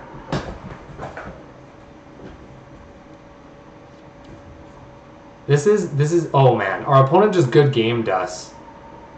That's never good. I wonder what do they think? They think they're just gonna overwhelm us? That's bad etiquette, you know? Bad etiquette, in my opinion.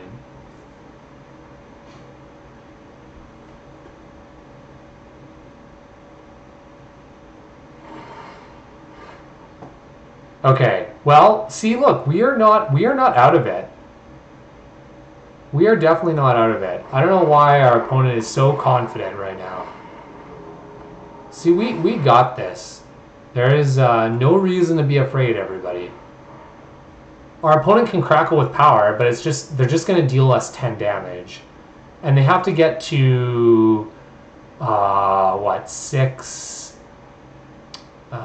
sorry, they have to get to 9, 10, they have to get to 11 mana to cast Crackle with Power for anything more than than 10 damage.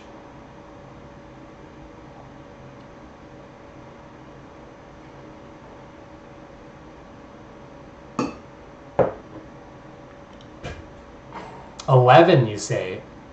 Is that right? Oh yeah, 11. Yeah, that's what I said. Okay, yeah, 11. 11. That is what I said. Yeah.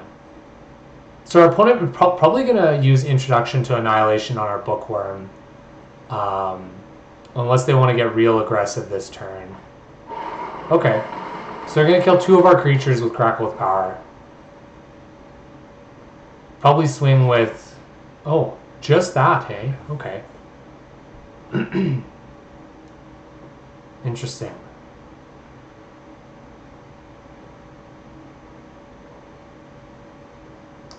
Now, I wonder if we...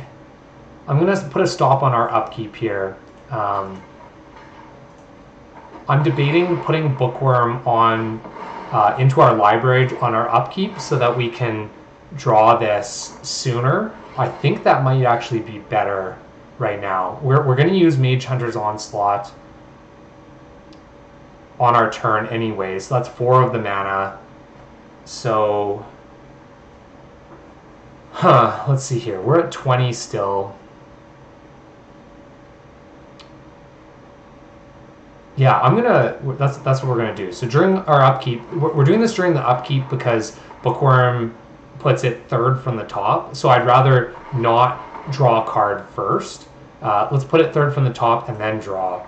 And we still have Mage Hunter's Onslaught here to play, and we are gonna play it because we need to get rid of that 7/7. I think that's more important than playing Field Trip. Also, Field Trip will shuffle away our Mage Hunter's Onslaught, so it's kind of a bad draw for us right now. But so let's get rid of that, and we aren't going to attack. We're going to let our opponent probably scry during their upkeep here. Yeah.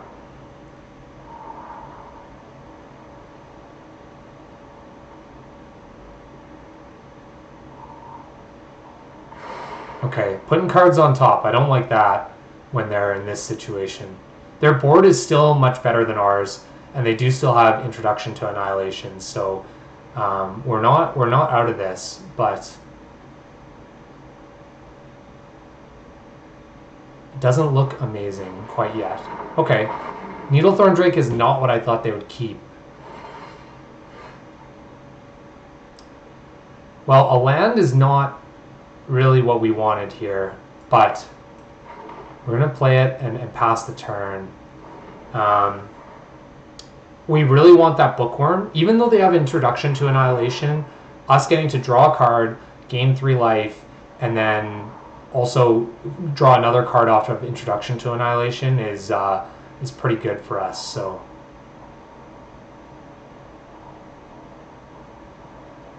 and then the following turn we can Field Trip and learn for something ourselves. Although we don't have the late game learn cards that our opponent does. Like, we really would have liked one of these Fractal Summonings to make a huge creature. And clearly our opponent is keeping Introduction to Annihilation to use on our Bookworm. Alright, well, let's play it. If they have a counterspell or something, I am upset, but... Oh, come on. No way. That's brutal. That is too bad. I guess our opponent is scrying every draw step, or they have been lately, so we can't be too upset. But that's a pretty brutal time for them to get reject. There's not a lot of counterspells that exile creatures, and that just happens to be one of them to get rid of our Bookworm. Okay, and our opponent decides now's the time to act. It's time to attack with stuff.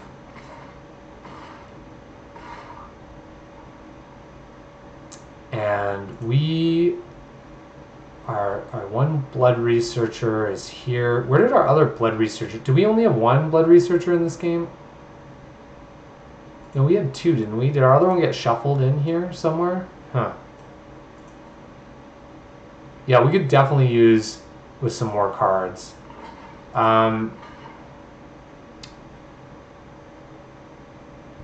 Oh yeah, yeah. One got explosive welcomed, but oh, it went here. It did go into exile. Okay, it is in exile. For some reason I didn't see it there first. Okay, so I don't think there's any reason to keep around this pest anymore, other than to double block. We'll keep it around for one more turn, but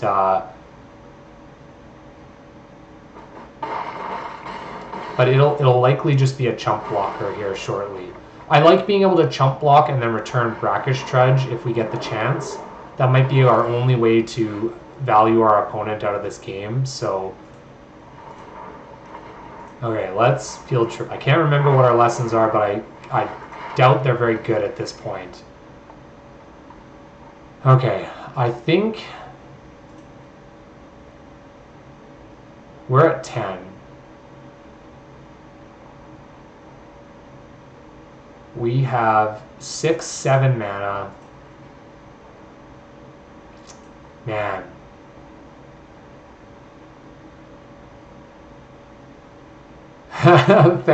Thanks, Trent. I appreciate the learning on that one. So we really only have two options with this one. We can either get Introduction to Prophecy and try to draw into something, or we can Introduction to Annihilation and get rid of one of their 4-drops.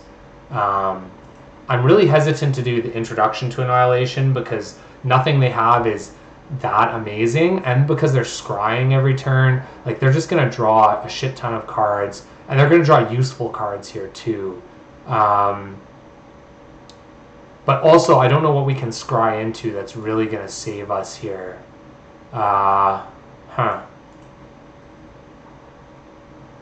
Okay, I think we're going to get Introduction to Annihilation. I think that's right, Krago. But we can't play it this turn, which is crappy, and then we die. So we're just going to have to find... Oh, and Leyline Invocation is so good, too. But we're going to have to do this to survive this turn. And I don't think we're going to live through this game, guys. This is... it's a little too late.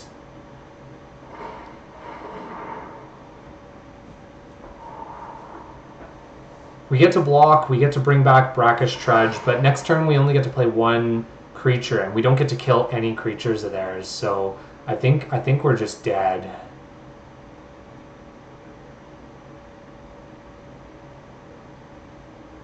Oh, and now they're gonna...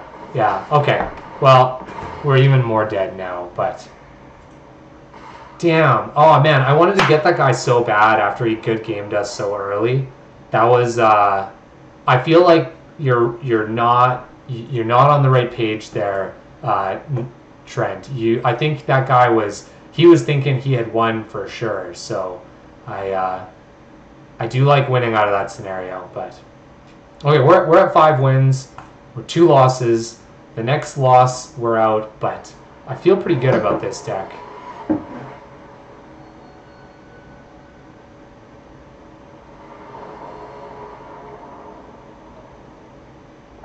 Alright, and we can keep this too, so.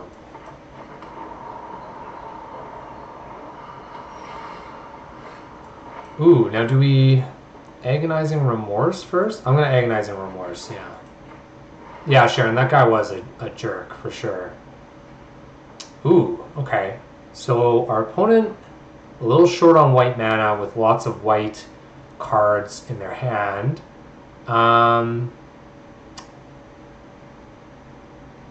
I think we're gonna. I think we're gonna take Professor of Symbology here. I do like that, we have a Snakeskin Veil to counter some of these cards if they play them. So I'm gonna take Professor of Symbology. Source of Plowshares is great, but they're gonna spend this next turn playing this land tapped, and then we can wait a turn to play our Blood Researcher. Oh, I guess, if we don't draw a mana, that's another scenario, but we'll get Environmental Sciences to make sure we do.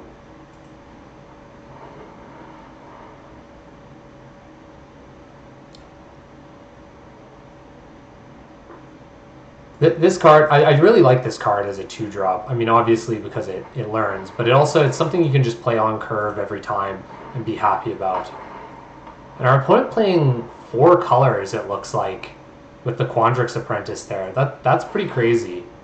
Kind of unexpected, but we drew our lands, so we get Blood Researcher out. Maybe our opponent uses the swords, maybe they don't, but we got the Snakeskin Veil up anyway.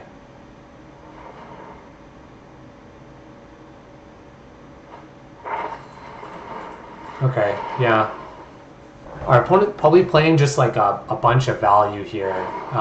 Quandrix Apprentice is really good, and I actually want to kill this, I think. Well, maybe not now that they have so many lands in their hand, but this card is crazy value. If we had something to kill it last turn that didn't take up our whole turn, I think I would have done that, but... Okay, let's put out another Blood Researcher here. I'm going to attack with both creatures. I think it's worth it to put another counter on the Blood Researcher at this point.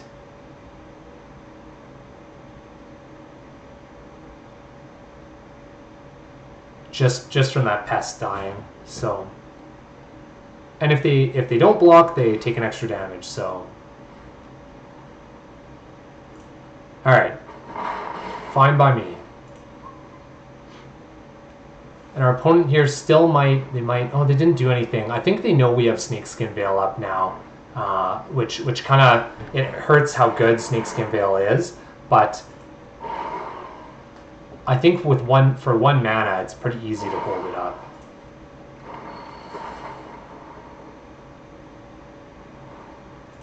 And if we draw another, yeah, there we go. Okay, so we drew another land, which is great. I'm gonna Mage Hunter's Onslaught here and still keep up Snakeskin Veil. I think we get rid of the 4/4 and pressure our opponent. Our opponent doesn't seem to have a ton of really good creatures, so. And they're relying on learn cards to get things like elemental summoning. So I'm more comfortable using the Mage Hunter's Onslaught early on.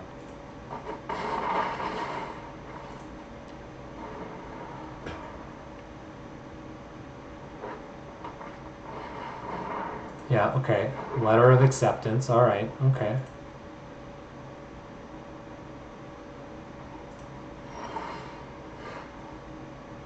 All right, and let's Environmental Sciences first here.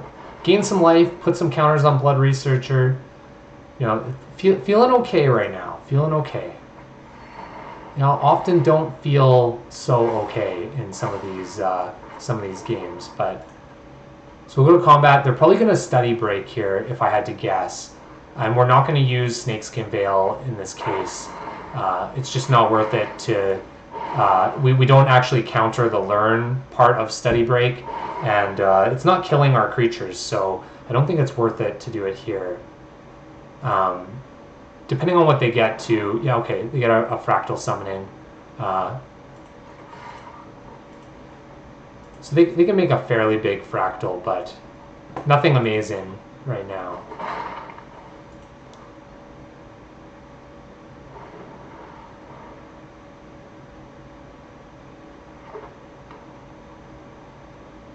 And our opponent does have this Reconstruct History card in their hand, so they are going long term, like late game here. They already have an instant and a sorcery that they can bring back, and if they sacrifice this Letter of Acceptance, they'll have an artifact to bring back with the Reconstruct History as well, which is pretty cool.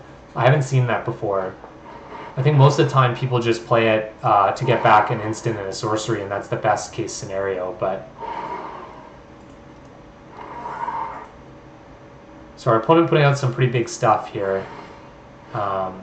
Ooh, Mage Duel, okay.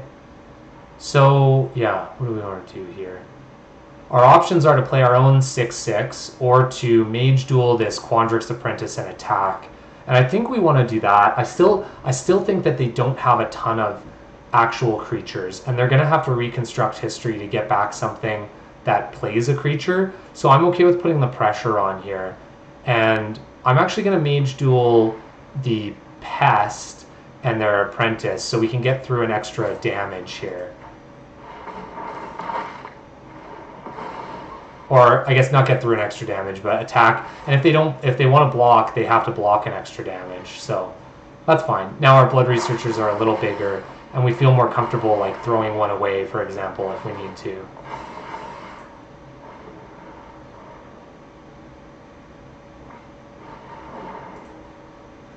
Yeah, our opponent playing all the value cards here. This is their deck is kind of all over the place with mana, but wow, they're killing it here with the value. Yeah, crazy. And another cram session here to try and get some value.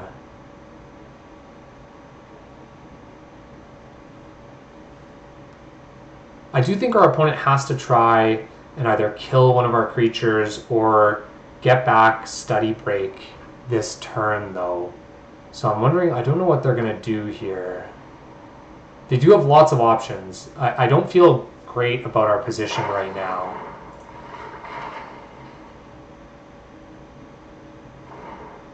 Okay, or they have another card that can make a creature, so that is another thing. It's probably too much to ask for another Mage Hunter's Onslaught or something, hey? Okay. Yeah, I don't think we attack here. We've kind of lost our aggressive streak, so I think just playing the biggest creature on the board is our best play. And then we're going to hope to stick the Bookworm before our opponent gets too much value out of their Reconstruct History here. Okay, and we're going to Snakeskin Veil. I realize we could gain some life here, but I think saving our 7/7 is big enough game that we'll play it out.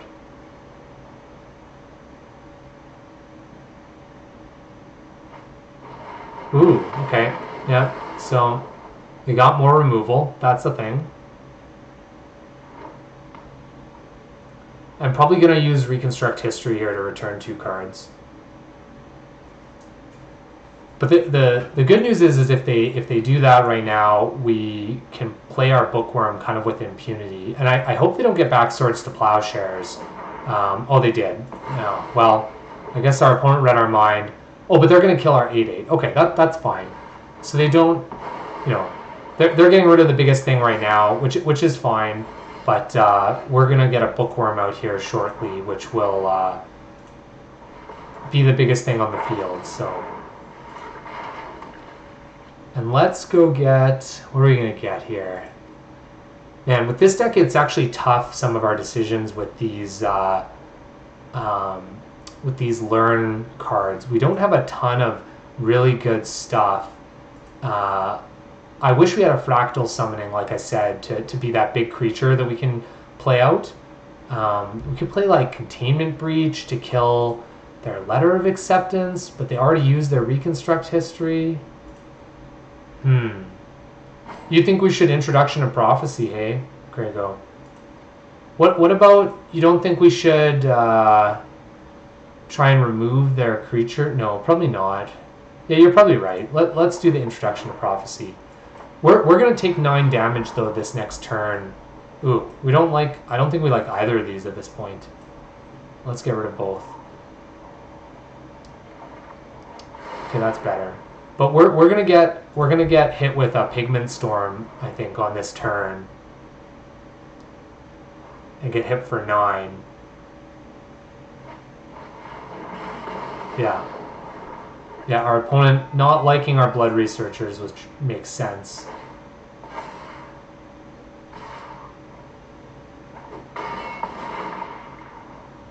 Ugh. Okay. But we're going to get to play our Bookworm unless they have a counterspell. So let's play the Bookworm, hope they don't have a counterspell, and hopefully this will stabilize us to at least match our opponent in value right now.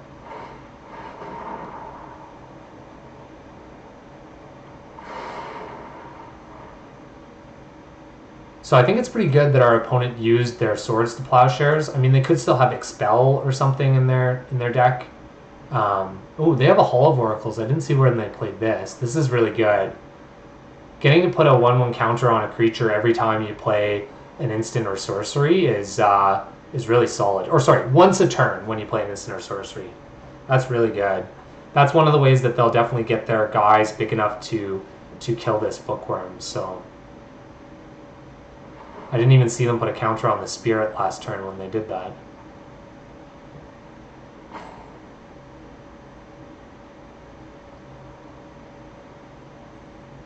Huh.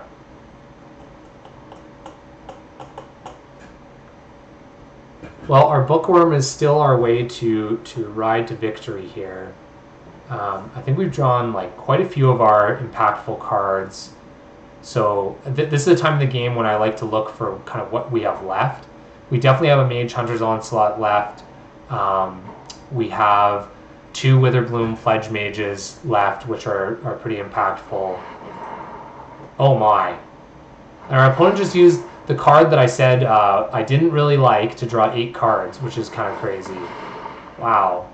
And kill our bookworm in 1 turn. Jeez.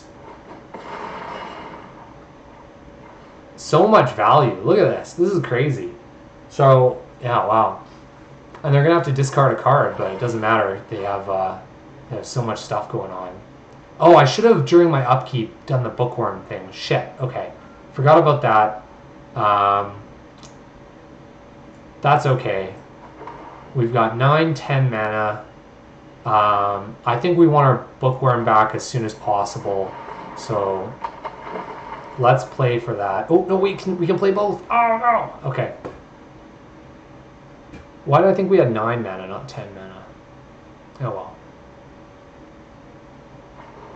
Now I'm just getting. Oh, but now I'm just getting rolled here. There's nothing we could do against this 7-card hand our opponent has.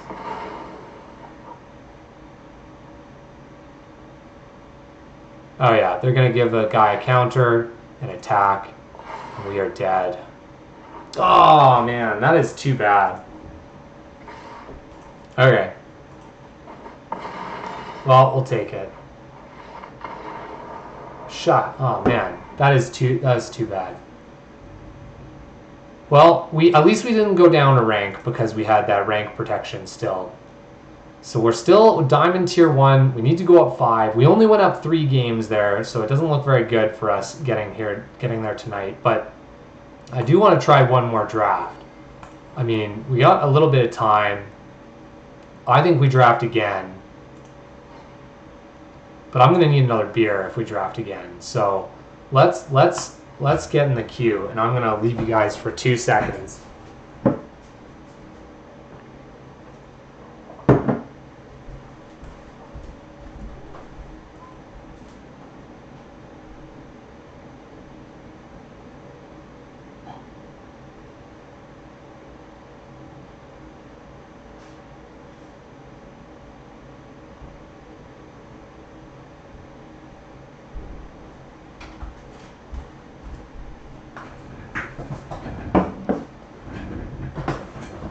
Two more beers. Woo! No, I'm not going to do 2 more beers. Just 1 more beer. And to all the kids watching, this is a responsible drink that I'm having here. It's going to help us in this draft. But you don't want to drink and drive. That's right. You heard it here first. All right. When do you fly? I'm not sure what you mean there, Greg. All right, so we're back. We're pack 1, pick 1. The world is our oyster. We are open for everything. And we have a bookworm, and we have a bury in books. And really, those are the only 2 considerations, I think.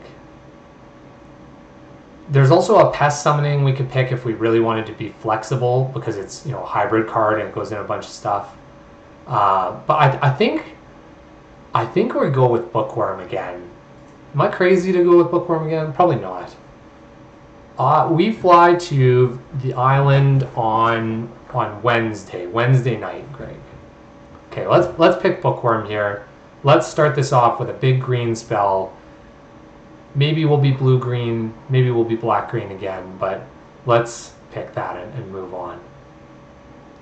Yeah, that's what I was thinking. Maybe we can be blue-green ramp and actually make use of the bookworm a little earlier.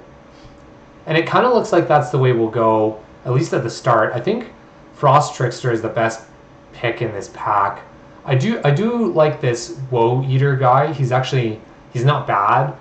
He can either be a big creature when you want him to, or he can be a 2-for-1, making our opponent discard a card and you draw a card. But I think Frost Trickster is actually more solid at this point in the draft. This guy you kind of have to build around a little more, and I'd rather pick the Woe Eater when I know I'm in green-black than pick him early as a hedge for green-black. I think something like Frost Trickster is more solid and goes in a few more decks, personally. And yeah, Greg, tomorrow night is Wednesday, so yes, tomorrow evening. So there's really no time for Magic in the near future. So we're gonna get it all in tonight, and hopefully make Mythic, and then we'll feel really good about this last month here. Okay, so we have a Mythic rare here. It's essentially a really good Fog or something like that. It gives everything you have protection, including you can't, your life total can't change. And you know, it's not that great. It's okay, but it's definitely not a card you'd pick super early. So Mythic rare or not, we're not picking that here. Like I said in the first draft, I want to be flexible. I want to pick cards that go in multiple decks, and we're going to pick Elemental Summoning because if we end up in blue, it's a solid lesson, and I like having a good lesson board. So we're going to pick that over something like Pigment Storm, which is kind of a mediocre removal spell, or Eureka Moment and Scourge Colony, which I'm sure we'll see another one of each of those. Oh, interesting. Okay, so I've seen this Harness Infinity be actually fairly good in this format. I don't know why, but every time it's been cast against me, it's been really good. I don't know how many times it's sat in my opponent's hand and just rotted because it's 3 black and 3 green and really hard to cast at 7 mana. But I really like the art on it too. I think it's very cool. Another Mythic rare that we're not going to pick, so we'll move on from that. I think in this pack we have a couple of options. We can go stick with our green pick and pick a solid green creature. We can pick a blue and red creature, which is pretty good at this point, or we can pick a Test of Talents, which I like one of in every deck. But I think I'm going to pick Professor of Zoomancy here. It's just a really good creature, solid in any green deck, and nothing in that pack was really pulling me to another color yet. So I'm going to just stick with a solid card that is in one of the 2 colors that we have already. And we'll try and read a signal from our right here, which in this pack, it looks like it's the Blood Researcher. It could just be that our opponent, or the other drafters to the right, were picking, cards that are better than this, and this is kind of a fringe card or a card that's only really good in the black and green deck. You can't splash it. But I think this is kind of a signal. So we'll go back into black-green like we did the first draft for now, and we'll see how this goes. I don't think it's worth it to pick Introduction to Prophecy over that, although we did learn for this a couple times in the last draft. What is Always Owl, not Grego? I don't know what that means. Okay, so pick 6. It looks like we're kind of back in that black-green deck. There's some good cards here for black and green, so we should pick them. I'm once again not going to pick Exponential Growth. I don't think it's worth it. You have to have some really specific cards to make that work. I also want to say like Introduction to Annihilation is actually a consideration here. It's not just picking one of these other 2 black cards. But I think it's going to be... I think it might actually just be Hunt for Specimens here. I like learning. We're going to learn. We're going to pick Hunt for Specimens. It's a solid card in the black and green deck. It helps you gain life with the Blood Researcher, and it helps you learn for something from your sideboard. All right. pick 7. Looks like there's nothing pulling us another direction. We could pick something like the Springmane Servant or go blank, which is fine, but I'm going to pick Introduction to Prophecy. Once again, like I said, I like having a good lesson board. The optionality is really important. And we're going to pick another lesson here, Pest Summoning. It is worth noting that there could be a Pest Summoning in the next pack because we opened one, and the next pack is the pack that we opened. So there is a possibility that there's another one of these in the next pack, but there's nothing else here that I'd want to pick over it. So while we're considering that, like if there was a good card in this pack or a reasonable card, we'd pick it over Pest Summoning. Here we just pick Pest Summoning. Yeah, and there's the other Pest Summoning back, but now we have the option to take something else instead. I'm actually kind of surprised that Memory Lapse is here. It's a pretty good interactive spell. It's not amazing, but at least it makes your opponent redraw the spell that they were going to cast. I think here it just might be infused with Vitality. I actually like this, and I like having it more than a second Pest Summoning. Once you have one of a lesson, it becomes less impactful, especially one like Pest Summoning, which is not very good later in the game. Okay, and look at that. Our Woe Eater came back to us, the Dame of Goth Woe Eater. So I think we read the signals correctly, and I think black and green is what's opened this direction. So we're gonna draft black green right now, and maybe hedge our bets. Like I'm actually gonna pick Pigment Storm here. The Dusk Mage doesn't work very well in black and green. There's not a lot of counters, and Tangle Trap is completely a sideboard card. So we'll pick this here. We probably won't play it, but it's nice to have the option in case things completely go south. And Test of Talents too. Test of Talents is a solid card. We're going to pick that here. I don't want to pick Explosive Welcome right now, personally, but let's click it and put it in the sideboard. And Deadly Brew's not bad. That's not a bad card. We'll pick that.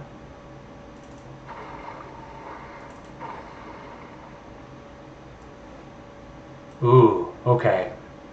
So, now we get to choose how greedy we want to be. Dramatic Finale is really good. Very powerful at any point in the game, unless you have no creatures in play. Obviously, it's not good then. But I don't know. It's very difficult to cast. I don't know if we want to. I guess we. Yeah, you think so, Greg? You think this is bomb enough that we pick it here? Hey, it's so difficult to cast. We're gonna have to start prioritizing some dual lands. Okay. If you say so, then I will pick this. I think it probably is better. The other pick I was actually going to say is Environmental Sciences. So this is more exciting. It's more spicy. Let's pick it here and try and make it work in this deck.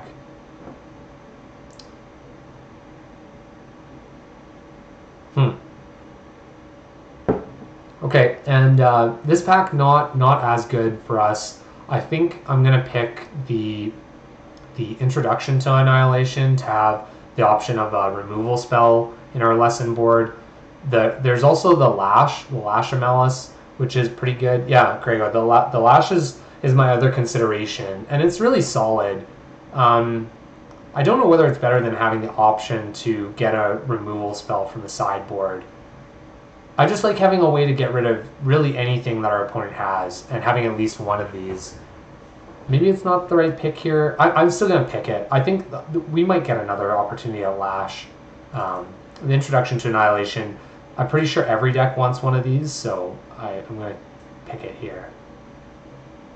Oh man, that's the second heated debate in a row that we're going to have to pass, which is too bad. But red was clearly not open that first pack. We really only got Pigment Storm in those colors.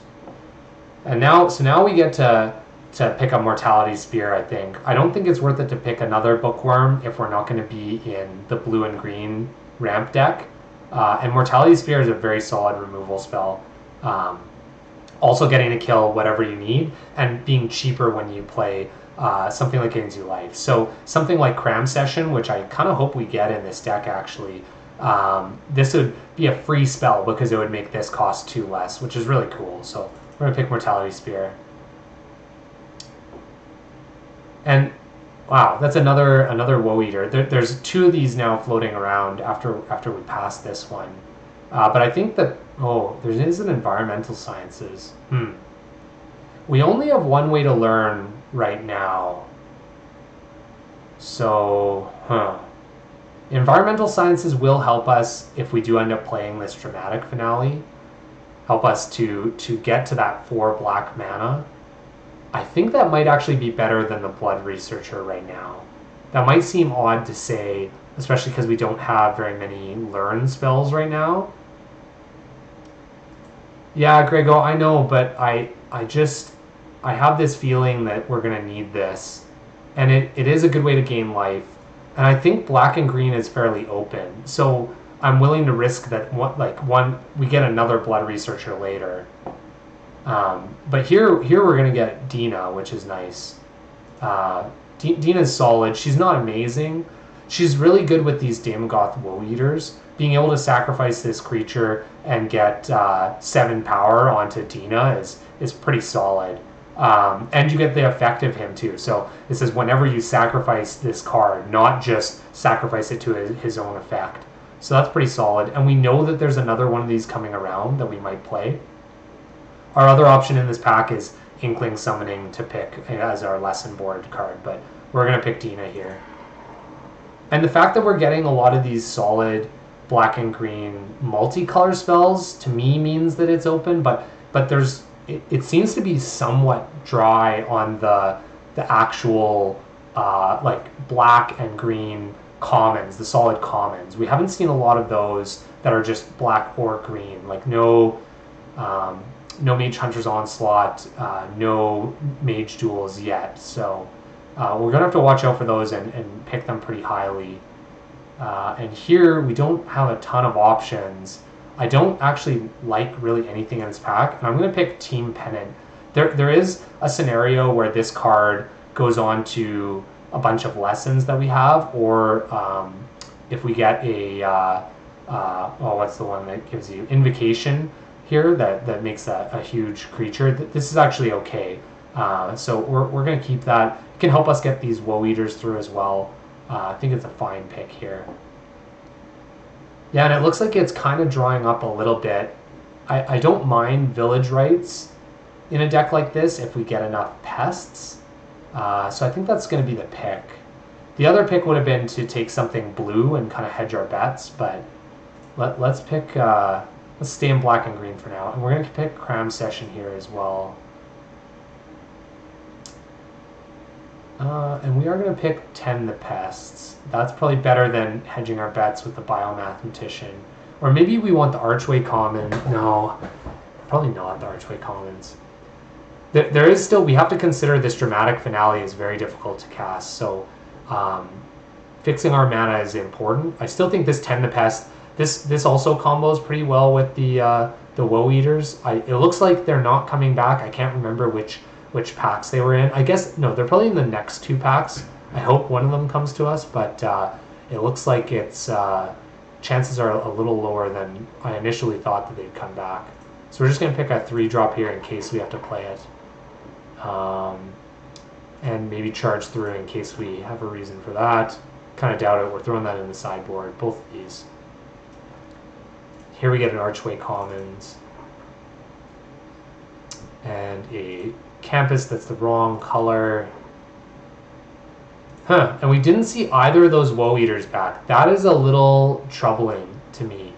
Not seeing either of these cards back when we saw the first one wheel in the first pack, it means that somebody else has moved into black and green, for sure. These drafts can support 2 drafters in one color, or in one color pair. But the ideal thing is to find the color pair that is open for your seat, and that that's open and there's only one of. So not the best sign, honestly. And we're pretty low on creatures right now. we're going to have to pick creatures pretty highly here. So I'm going to stick with black and green for now, but there is potential that we try and pick... Well, actually, it might be too late to really go into anything else here. Yeah. Culling Ritual is interesting. This is not as bad as I thought it was initially because it does kill creature tokens, but it's still, I don't think this is worth it to pick and play main deck. This is really good in best of 3 where you can side it in against an aggressive black and white deck that has tons of 2-drops. So here I think we're going to pick the Leyline Invocation. Maybe that's a reason to play Team Pennant. We'll see what we get out of this pack, but we're going to pick Leyline Invocation here. And we're really looking for some lower cost creatures and removal here. So I'm happy that these two showed up. I still think Devouring Tendrils is better, and we're going to get some other 2-drops here in this pack a little later. Also, we can think of Deadly Brew as kind of a 2-drop as well. If they play a turn 2 creature or turn 3 creature, we can remove it with Deadly Brew. And Cram Session is also kind of a 2-drop. So I'm going to pick the removal spell here, and we're really looking to fill out with some efficient creatures. Ooh, okay. Well, maybe black and green is open still this direction for us because Lisette, the green side of this card is really solid. Anytime you gain life, getting to put a 1/1 counter on every creature you control is amazing. And then they gain Trample as well. That's really, really good. And it has the fail case of the 1 mana side that you can play early and get value out of if you're killing your opponent's creatures. So we're going to pick this Dean here. It is another 4-drop slot card, so we're going to move it there. And but this is a really solid card in the black and green deck. Yeah, so we are looking for inexpensive creatures, so the Quandrix Pledge Mage and the Leech Fanatic are both considerations here. I still think I like the Pledge Mage better. This is a better card long term in this kind of a deck. I realize we have some life gain synergies that Leech Fanatic could accomplish, but I don't think it's worth it to take it over the Pledge Mage. I think the Pledge Mage is just a solid card in general. So, and here we get to pick probably some more removal. What are we at now? We're at 9 creatures. Oh, we're really low on creatures. Our 4-drop slot, though, is so full. I don't really want to take this Spectre of the Fens. Jeez. And we don't have a ton of good lessons as much as we are picking them. We have 4. Yeah, I still think it's the Rise of Extus here. We have hope we get a few 2-drops and 3-drops that we can play, but we'll try and pick those highly. But I don't think we can... Man, can we pass up a Mage Duel at this point either? This is a tough draft for us, actually. Field Trip is also a good spot for us at the 3-drop slots. No, I think it's got to be Mage Duel. We're going to pick Mage Duel here. And probably get completely punished by not seeing 2-drops for the rest of the draft. We'll end up playing this Promising Dusk Mage or something. Kind of a crazy scenario here. We're not going to end up playing any of these cards really. So I'm going to pick just the rare. And I'm going to pick a Campus Guide. Normally I'd say Agonizing Remorse is better in this case, but I really want a creature at this point. And it's not the worst to help fix our mana. Like if we have Dramatic Finale in our hand, we'll get to put out another Swamp on top, but not amazing. I'm still not going to take this Novice Dissector for any purposes. Well, and we get another Cram Session. All right, well, this draft has been a little awkward, to say the least.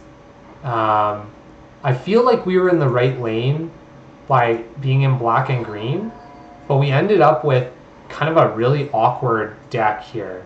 So we might have to end up kind of playing this one a little differently than we usually would. This it goes in our 4-drop slot. It says we only have 10 creatures. We really have a little more with the Leyline Invocation, the Hunt for Specimens, and Cram Session getting us Pest Summoning. But it's not so high on a creature count that we can cut creatures for these last couple cards. And once again, I think our curve is high enough that we want to play 18 lands. So we have 2 cuts out of this. I think the Team Pennant is a pretty easy cut given our low creature count. And I'm tempted to cut Village Rites as well. Maybe Tend the Pests, actually. This is maybe a worst sacrifice card for us. We don't have a ton of high power creatures other than the Woe Eater, really. So let's get rid of Tend the Pests. At the very least, Village Rites is easy to keep up and respond to removals, so I think that's okay. And we're going to add... we're a little heavier on green, but we need the black for Dramatic Finale. 8/8. I think we're actually going to play this Archway Commons, even though we're not splashing. It's kind of shitty, but that's probably one of our best ways to hit this on turn 4 is to make sure we have an Archway Commons. Yeah, and it looks like we're going to add. I'm just going to add one more black to our mana base.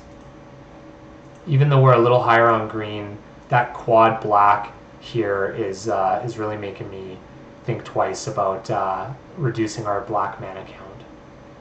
And I think we're going to have to lean on things like getting Dramatic Finale out on time with this deck. It does seem a little more awkward than most, so we're going to have to really work for our value here. Very interesting to get 2 black and green decks in a row when I haven't played black and green for quite a while. So let's play a couple games. If we end up losing a couple right off the start, I might just... Wait, that's not the right attitude. We're going to win a couple off the start, and we're going to roll straight to Mythic here. That's what it is. And we can actually keep this hand in this deck. Cram Session here being either black or green is nice enough to get us our Environmental Sciences. It's very slow, but it's a way to get Environmental Sciences to get us to a green mana. Although we have Dramatic Finale now, which is a good reason to stick with some black. Although not having creatures also hurts us. Okay, so we got kind of a good draw here. So we have 4 black. We're hopefully going to have a green here.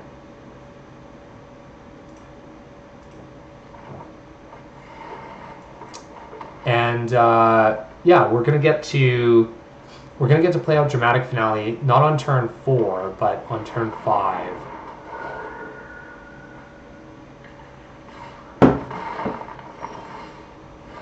And I think we're gonna play this Woe Eater out to kind of stop the bleeding. We won't get any value out of it from the Dramatic Finale, but it puts a stop to our opponent attacking with Pilgrim of the Ages, and it gains some life, draws a card, all that kind of stuff. So it's not even bad to play it now when you can't sacrifice anything.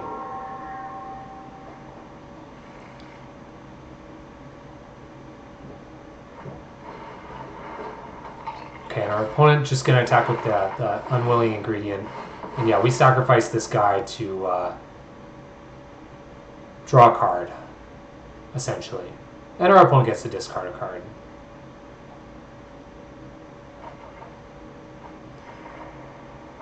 Okay, so yeah, we don't have a ton of creatures right now for Dramatic Finale.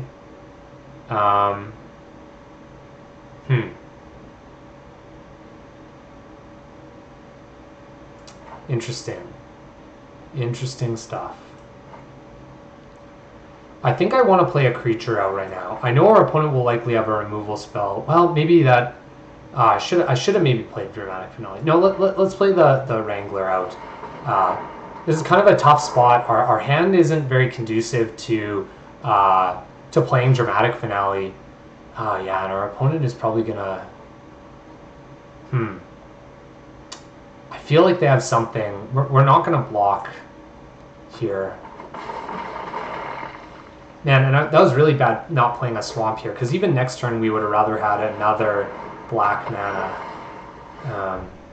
Kind of rough. Okay. And we're gonna have to spend our turn removing something here too. We can't really play Dramatic Finale still. We can't play the Dean here very well because we don't have a way to trigger it. I think we're gonna have to just rise away this Witherbloom and not exile anything. And we're gonna go get our Pest Summoning. And this will hopefully buy us enough time that we can play out our more powerful cards in our hand. Okay, and we are going to block this time, I think. Our opponent might have a pump spell, but I don't think they have anything that would... Yeah, so they're still going to trade here. So that was a 2-for-1 for us, which is okay right now. Alright. So Dramatic Finale is whenever a non-token creature dies. So our Pest Summoning tokens won't actually be affected by that. We have 7 mana right now. So I still think we're going to play Pest Summoning and probably Dramatic Finale still. I don't think it's worth it to play the Dean right now because we're going to, even if we gain life, we won't be able to get the counters. Although it does seem like our opponent doesn't have a ton of removal. Okay, you know what? Yeah, I think because our opponent doesn't have a ton of removal, let's play out our Dean and the Pest Summoning. And hopefully this kind of stymies their attack for a turn. Okay. Yeah, so our opponent kind of flooding the board here. They didn't get value off their Pillar Drop Rescuer. It seems like they're trying to be fairly aggressive. And I think we're actually going to take 1 from Unwilling Ingredient here.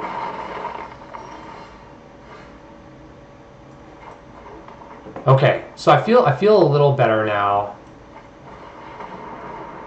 We're not in the best of shape, but we're also not really that far behind. So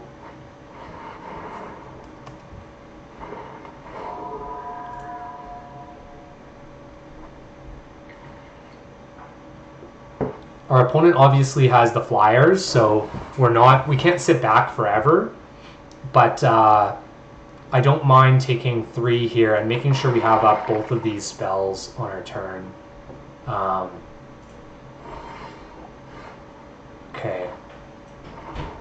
Yeah. We need something other than land at this point, but I think we can wait 1 more turn with the Village Rites and the Mortality Spear up.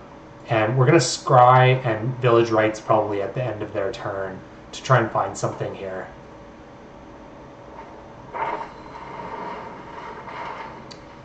Ooh, okay. Yeah. Let's see if they get a Expanded Anatomy. If they do, I actually don't mind that because we have Mortality Spear up, but...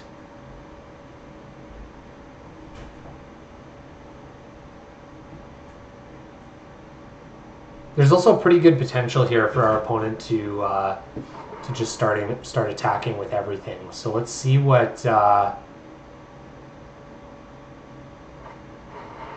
Yeah, okay.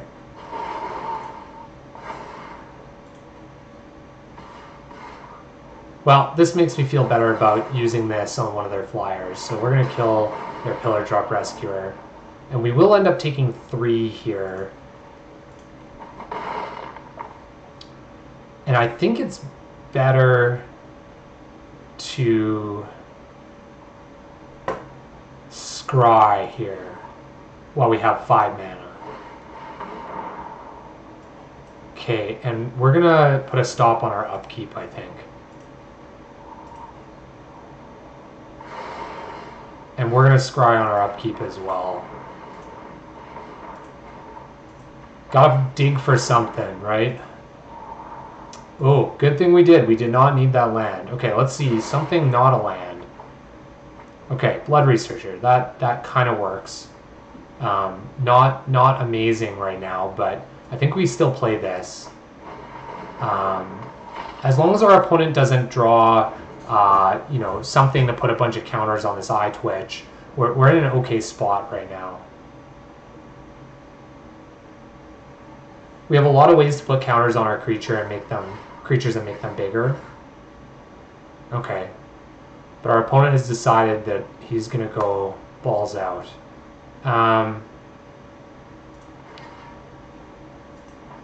We are gonna block everything. I don't think we can afford to take too much damage, so let's block everything here. Okay, and our opponent can use that. We don't have a good response right now, which is too bad. So we're going to lose Lisette here. But we're also going to trade for a bunch of stuff. Well, no, that's too bad. Maybe we shouldn't have blocked there.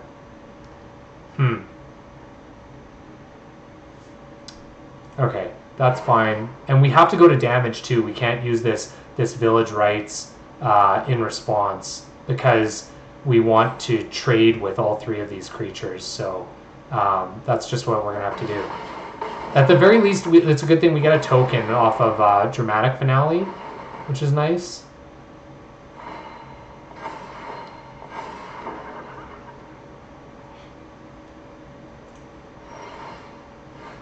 Oh, and I forgot to stop on our upkeep again, so we got another land.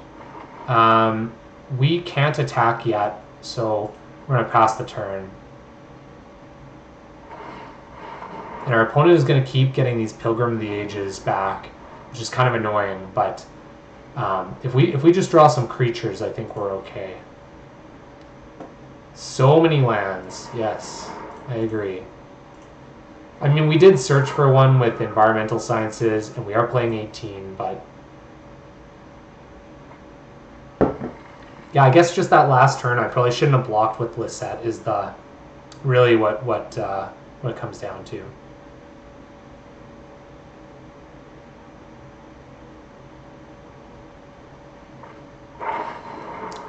Okay. Okay. Well, we'll get to use our Village Rites here. I'm gonna scry first to make sure that we actually draw spells, not lands, or not Campus Guide for sure. So let's sacrifice Blood Researcher in response. We'll get a token here, which is really nice. Our opponent probably thought they were going to exile it and not give us a token, but this makes me feel a little better with Bookworm in hand. And we're not going to scry here because we're going to use 8 of our mana right off the bat, even though we drew another land, which is great. We're going to play out Bookworm. We're going to tap everything but a green. Go away lands. Thank you. Oh, that's 8. We have 2 mana open. Okay, that's fine. We're going to do this. Play Bookworm. Another land, which is wonderful. It's just what we wanted. And I feel good enough to attack with both of our, no, just one of our, actually, hang on. iTwitch is just going to learn him something. So no attacks this turn. Oh yeah, upkeep. We got to remember, upkeep scry, everybody. Ooh, Spectre of the Fens. Okay, so our opponent does have a pretty good clock on us right now with the Spectre. Let's see if we can find something here. Hunt for Specimens isn't the worst. What did we search for the first time? Just Environmental Sciences. So we do have a removal spell. I think we're going to take Hunt for Specimens here I like getting rid of their Spectre of the Fens. It's kind of tough for us to race them at this point with Spectre out. So let's see what they do when we attack. And we're gonna have to, hunt here. Yeah, or do we get a scry and a draw? Yeah, maybe the scry and the draw is better. Let's try and draw into something here. Because we got some good stuff in our deck, right? Okay, both of those are not bad, but we don't really need Infused with Vitality, I don't think. The removal spell is pretty good. We'll take that. And we'll get to use it right away, actually. And I think I want to use it right away on the Spectre.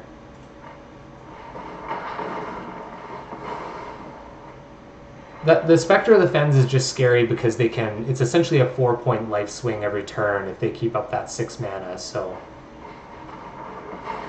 Okay, so our opponent getting a little aggressive here, for sure.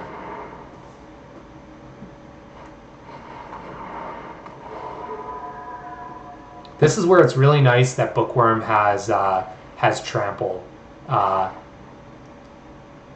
And you know what? I'm actually going to block this. Like, I don't see us attacking with it, and Eye Twitch can hit us for 1 every turn. I don't mind. But what was it? Oh yeah, Bookworm having Trample here is huge. Like, that's just such a big way to let us get ahead in this race here. All right, Bookworm, here you go. What you gonna do? Oh my, blocking with everything. All right, we'll trade the whole board for a Bookworm, everybody.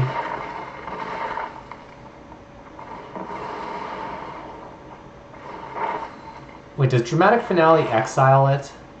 Oh no, it doesn't exile it. That's nice. Okay.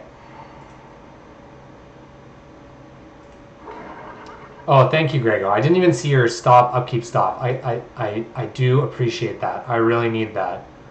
We're going to play out this Moldering Kark, and we're going to keep our land in our hand, just in case they have something like Agonizing Remorse, and they might waste it on our land.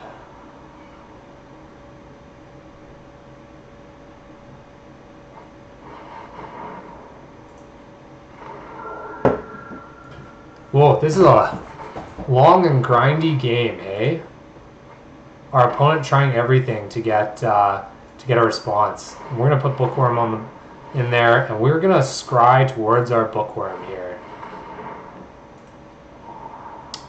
Or we'll just draw a real spell. That's fine. Drawing the Professor is pretty good right now, so.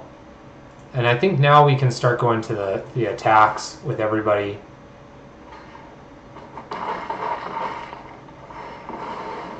I don't think it's worth playing around like a sweeper at this point, since we do have Dramatic Finale out. Oh, there we go. Nice. Sean Furphy, you're a toast, bud. I never thought we'd have a grindy game with black and white with a Silver Quill deck, but here we are.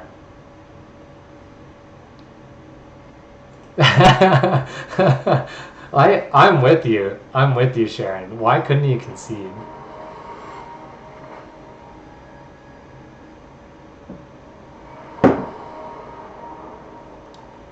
All right.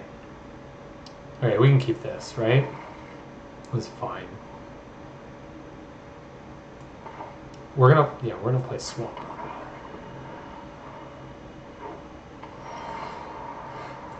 All right, this start is quite slow, but this is actually where Campus Guide is pretty good. Like, if we don't draw a land, okay, we did draw a land, but we still need a land. I don't mind actually searching for a land with Campus Guide here, and then having him as sacrifice fodder for the Woe Eater is not bad.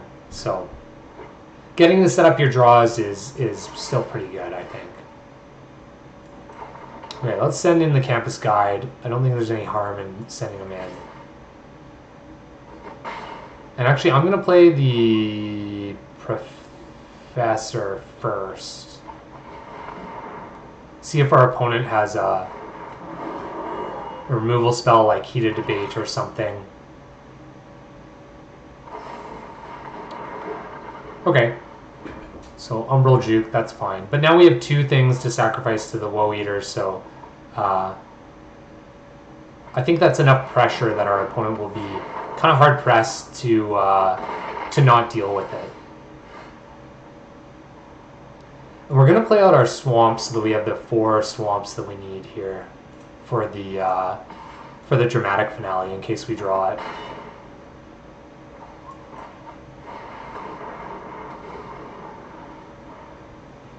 Interesting that our opponent is playing. I don't know if they're playing 4 colors or if they just put one of these in, kind of like we did to have a scry land. Well, I mean 2 of these. It looks like they're playing 4 colors. It's really interesting. There's a lot of people playing like 3 or 4 colors in this format. I think people have decided that it's just best to play powerful cards. And just see if you can make the mana base work, which, fair enough. Oh, you think it's Cody, Sharon? It could be. Cody's pretty good. I agree with you. Okay, so I think this turn we're going to get rid of a token. Oh, Sharon loves this pet, I'm pretty sure. Sharon, am I crazy to say that you love the peaceful pup? Look at him. He's so peaceful. You can click on him and he doesn't do shit. Oh, there, he just looks at you. It's kind of a, it's a funny guy. Okay, so we're going to attack with the Woe Eater for sure. Our only debate right now is whether we play Dina so we can sacrifice the Woe Eater or the Invocation. But I think it's the Invocation. I think having a big creature out here right now is important. Dina is solid, but like, we have some sacrifice fodder for the Woe Eater, and I would have rather used 6 mana than 2 plus the 1 to activate. So, so our opponent getting back something with the Pass Caller. I really like this card, this Return Pass Caller. But playing a deck with black and white isn't quite as, with red and white isn't quite as common, for at least for me anyway. Okay. So we're gonna play Dina for sure before we attack, and I think we're sending in both of our guys. Do they have any good blocks? They don't have really any amazing blocks for these 2, so let's send them both in and see what our opponent ends up blocking here.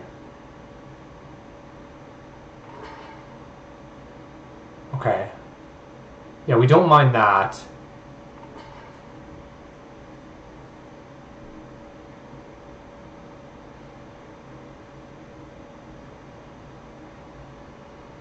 Okay, so yeah, I don't actually mind trading here. I don't think it's worth it to sacrifice the Woe Eater. Like, we're kind of 2 for 1ing them here. Well, 3 for 1 because they have to block with the Fractal. So let's let that happen. And our opponent does have Umbral Juke, but we can just sacrifice Dina. So unless they have another spell, we still have a 6/6 in play. And we're 1 mana away from playing our Bookworm, so our opponent might just actually play this as a 2/1 flyer and end up trying to block the Fractal and trade with it, maybe.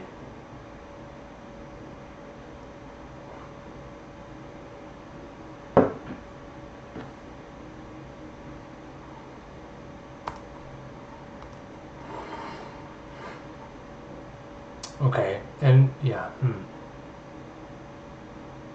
So we didn't draw a land.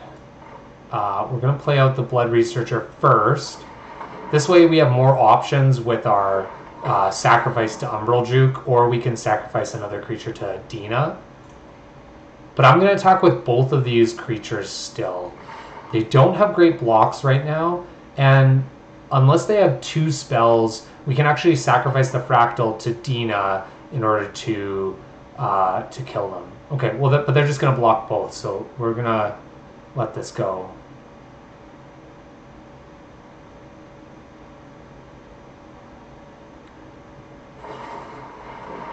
Okay, so we're going to have to sacrifice a creature, and since Dina is going to die anyway, we're going to sacrifice Dina herself to that effect, which is fine. We still get to eat one of their creatures, and we're still in a pretty good spot.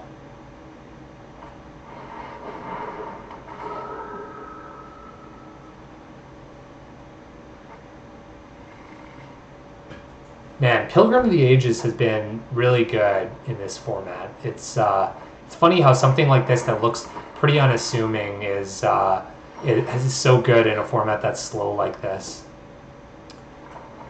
Okay, well, we're playing out Bookworm. We're running him out for sure. And I think we're attacking with both of our creatures.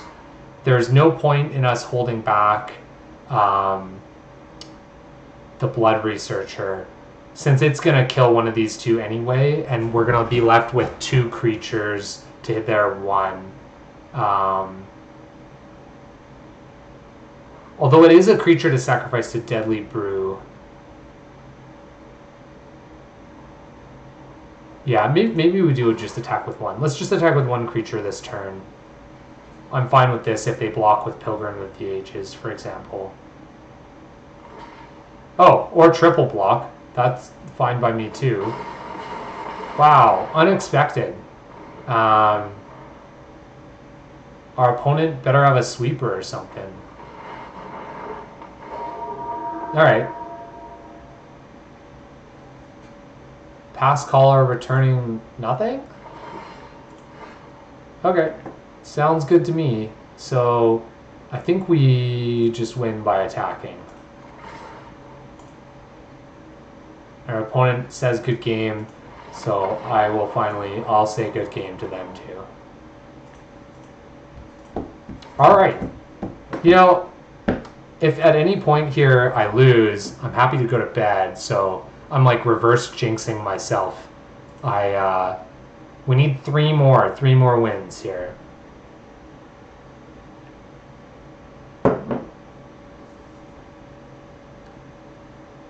It's fun going for last chance Mythic here. This is it's a lot of pressure, and I'm sure there's other people out there trying to do the same thing. So it's nice to play against people who are the same. They're equally as mediocre at drafting, I'm sure. But man, Bookworm is such a solid card. I'm very happy to have one of those in every green deck that we play. That was really nice. Alright, I guess we keep this hand because we have a 2-drop, a 3-drop, and a 4-drop. But it's kind of awkward. I don't think we want to use the Campus Guide ability, and we don't have any spells for the Quandrix Pledge Mage. So we're gonna have to hope that we draw something. Wait, Sharon, what do you mean? I'm quite dark. Like, the light-wise, I'm quite dark? I should put on a light? Literally, you want me to put on a light in the house?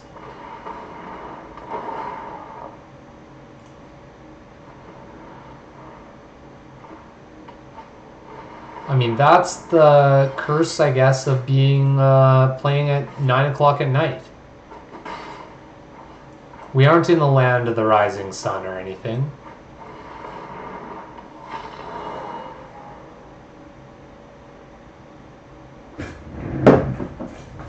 But sure, I will turn on a light. There. Can you see a little better? Am I less dark?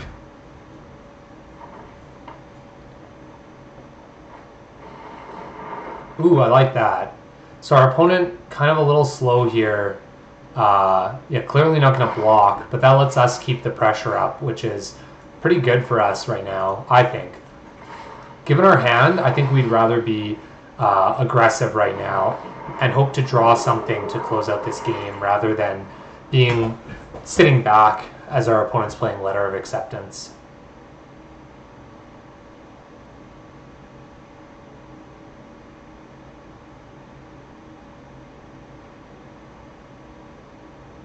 this is one of those times that we could definitely see a board wipe coming our way, and we're going to run right into it.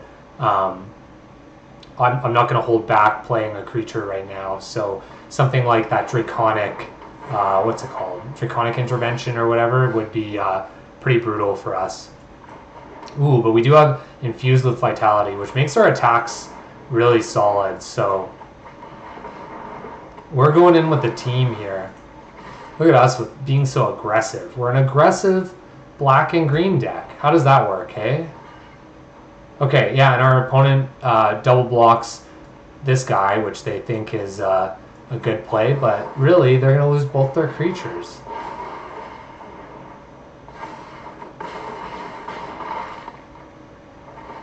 And we get our guy back, which is sweet. Look at that.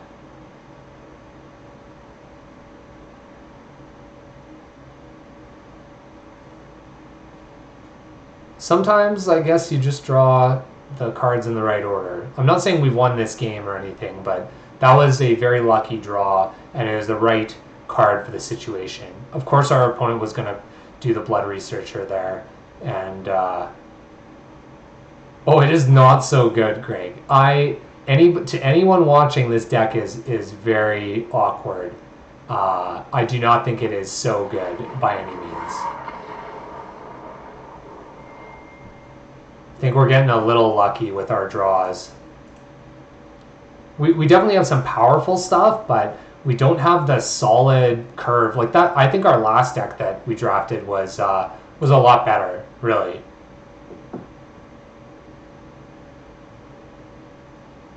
You know, so in the last draft, you know, when I was asking for what else we had in our deck, we still had 2 Gnarled Professors. We didn't draw those at all in those last few games. We still had 2 Gnarled Professors that we could have drawn, and we didn't see them for a long, long time. I completely forgot they were there. That's how little we saw them, which is too bad.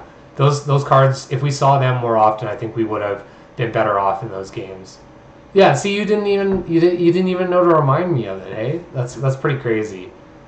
This is an awkward hand, but we're gonna keep it because we have stuff to play and stuff to learn. So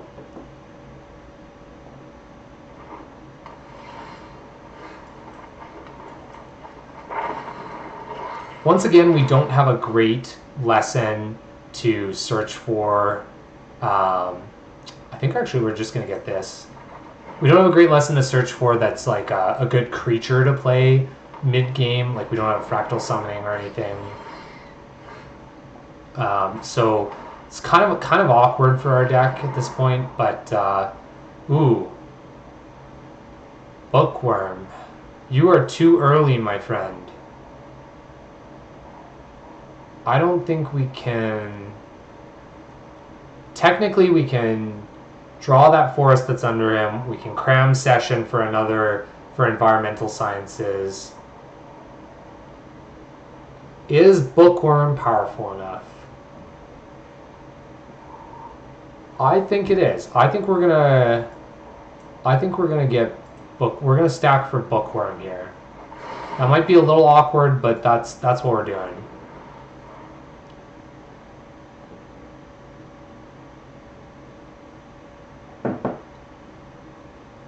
I think it's probably one of our best cards, so scrying it away seems bad.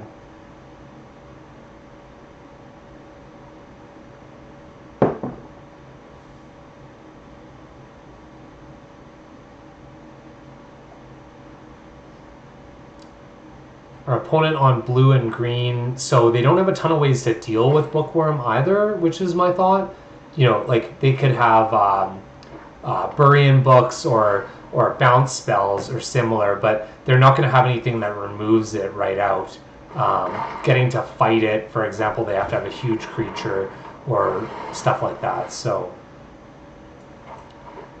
and I think here we're going to end up playing Mortality Spear.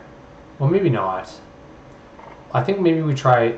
Yeah, we're gonna Mortality Spearing that Quandrix Pledge Mage. Let's go for environmental sciences. We're gonna end up doing this. This is where I was talking about this being a a free spell in a sense. Like we gained life, so that costs 2 less. Sharon, are you really asking me about this right now?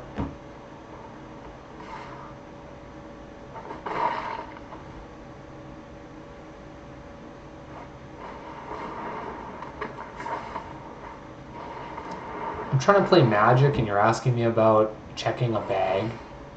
Come on. Come on, girl.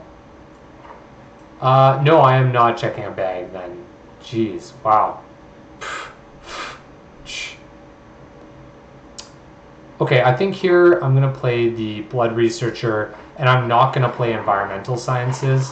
I want to hold up Infuse with Vitality in case our opponent has a fight spell. I think it's pretty likely that they would try and fight the Blood Researcher, and giving it Death Touch would really help. So I'd rather keep that open at this point. And then next turn we can play Environmental Sciences and keep up Infuse with Vitality still. Our opponent with Zemon, who is pretty good, I think, on a slow board state. So we'll see how she plays out here. You never know. Never know how that's going to go, I think. And we're going to play the Moldering Karak. We're not going to play Environmental Sciences. We don't know if we're going to get our 8th land quite yet, so I think we'll set that up for next turn. Oh yeah, drawing cards off Simone. Yeah, she's not bad on a stalled board. She's quite good. Even if she's not drawing 2 cards at 8 lands, she's quite good. Especially for a 2-drop. Not bad. If we had a fight spell or Devouring Tendrils, I think we would target her with it, but right now we're just kind of we're in a holding pattern right now. We need the Blood Researcher to get a little bigger, and we need Bookworm to come down on the battlefield. So we're in a kind of a tough spot. Okay, and our opponent just gonna bounce something, and maybe they'll attack. I have no idea, but okay. See, I don't know why they would do that. I don't mind trading the Pest token here.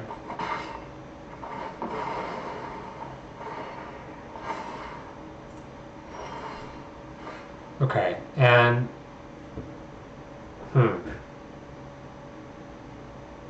now I kind of want to play the Environmental Sciences, but I also want to play the Moldering Karak, and I also want to hold up Infuse with Vitality. This is a tough spot. I think I'm going to attack and see what our opponent decides to do against our Blood Researcher.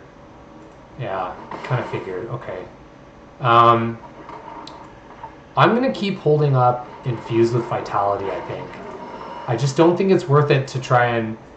I know Bookworm's really good, but I feel like that our opponent has something here. And feelings are what this generation is all about, hey? We all feel something. It's not about what you know, it's about how you feel. So let's see how that works out in our black and green deck with magical creatures in a virtual matchup of a card game.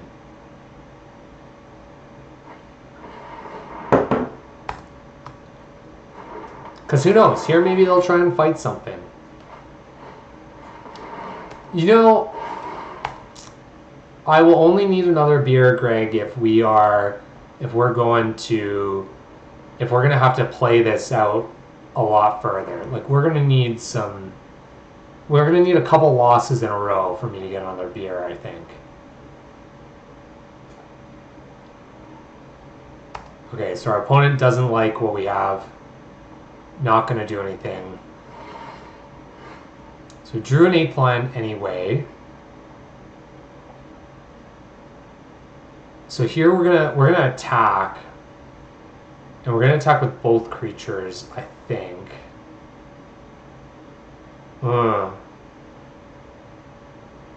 Actually, no. We're just gonna attack with the Moldering Karak. I think keeping back the Blood Researcher here is maybe the right thing to do.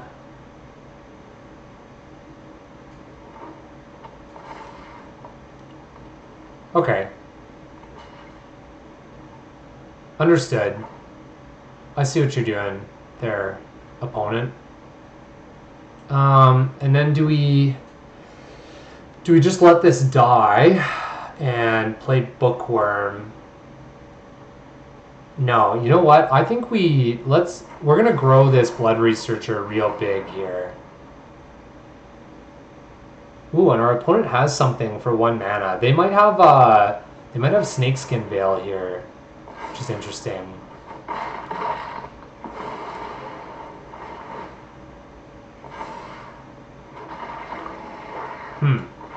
Okay, and we're gonna environmental sciences here as well. What else is there for 1 green? I guess they could have that fortifying draft. Am I saying that right? Draft.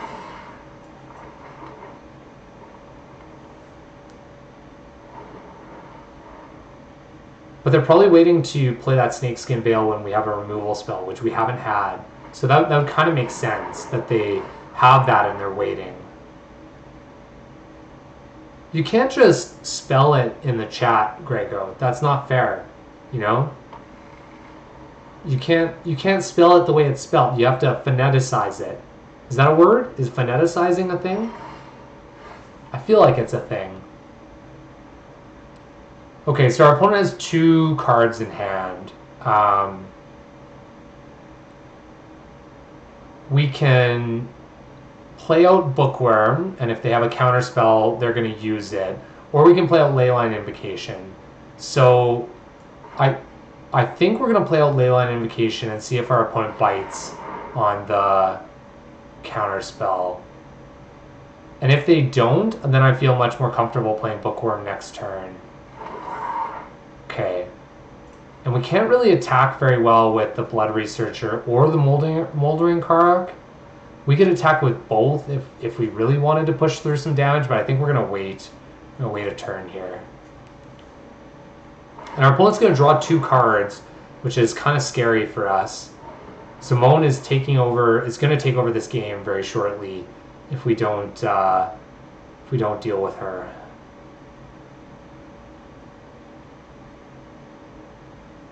It's a little scary.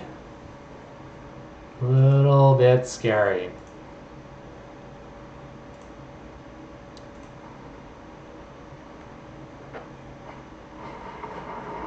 I'm really hoping that we draw probably a removal spell of some kind here. I realize that's probably what every Magic player wishes, but... Ooh, our opponent really gumming up the ground. Not great for us. And it looks like by the way they tap, they have something here. So, hey, Spaceboy, we went 5-2 with the first draft, and we are now 3-0 with this second draft. So, it's going pretty well. We're pretty close to Mythic, but as I say that, we're in a kind of a tough spot here. So, we're gonna need a little bit of luck to get through this one. Let's see if I'm going to attack here with this 8/8, if he'll let me, our opponent, I mean, and see what he does on the blocks. How's your evening been going, Spaceboy? Have you been drafting lately? I feel like you said you draft on occasion, but not a ton. So, if you've been drafting more lately, that's a good thing.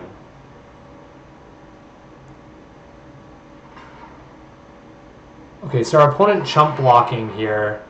That's not great for us to decide on what to do. I'm gonna run out the Bookworm. If our opponent has a counterspell, they have a counterspell. But they don't. So that's good.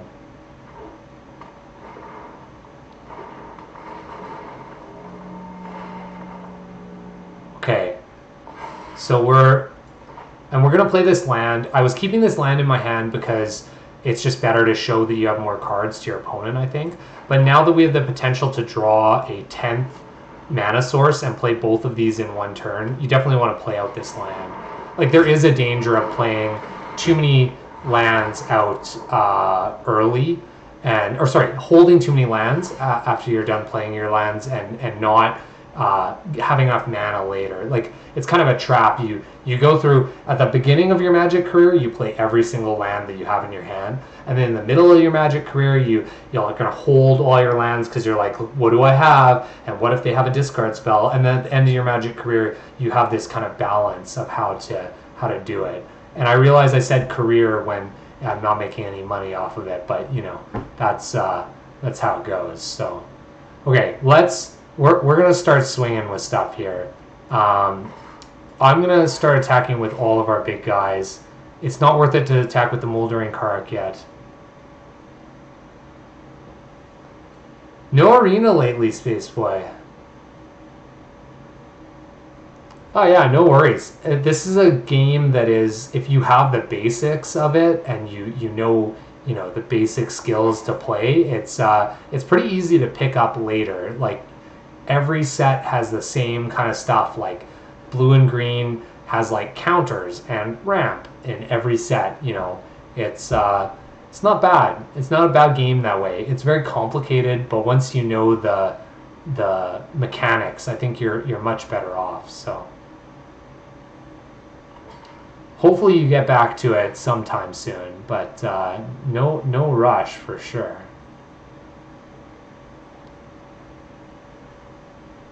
So yeah, our opponent here, this Flame Painter, I'm kind of concerned about, but okay, they end up blocking with it, which is nice. I think they have a trick that they're going to use and play on the Flame Painter and try and pump both of these Pledge Mages.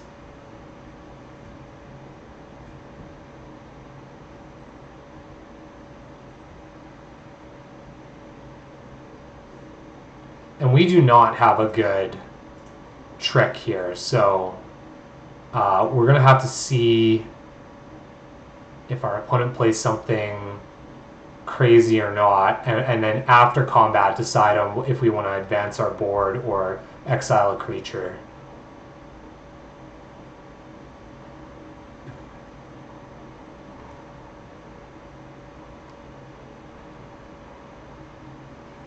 Kind of a tense moment for us and our opponent. This turn does mean a lot. Oh, okay. So they do not have a trick. They are just drawing cards. Oh, they still have Snakeskin Veil, I bet you. Or that Fortifying Draught. But I kind of forgot that they had that. They haven't used their 1 mana green spell yet. There it is, the Snakeskin Veil. Okay. So yeah, they're going to use that here to make this Blood Researcher a little less effective, but we're still going to get to kill quite a bit of their stuff, which is nice. And we're going to get to advance our board. And I think we're not going to play this Rise of Exodus yet. We're just going to play out all our creatures.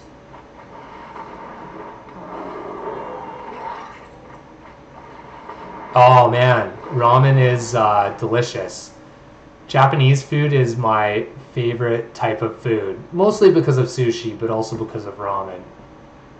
Those, there's people will be like, oh, what food would you eat for the rest of your life, or what type of cuisine? I'd go with Japanese. I think they're pretty good. You think I'm drawing Dramatic Finale right now?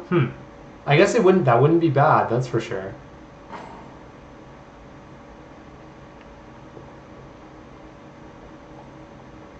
Definitely give us some flyers to finish off this game. But our opponent playing Rutha out here, if they have an instant spell with Rutha, we're in a little bit of trouble probably. Pretty much any instant here, because she can block our 8/8, and then with an instant she can copy it and return to hand. And look at that, he didn't copy the Serpentine Curve either. That's crazy. He's got to have something in his hand that that's at instant speed. That's very worrying for us. Oh, yeah. Sharon, you think it's Italian food, hey? I don't know. I'm not convinced, but okay, we're gonna try. I think we gotta try and yeah, we gotta try and remove this. Let's see what our opponent has here. We don't like probably Aether Helix the most out of their graveyard. And let's see if our opponent has a response with Rutha or not. And then we still have Mage Duel as a backup right here. And we get to learn for something, which is going to be Introduction to Annihilation. I think the removal at this point is really important.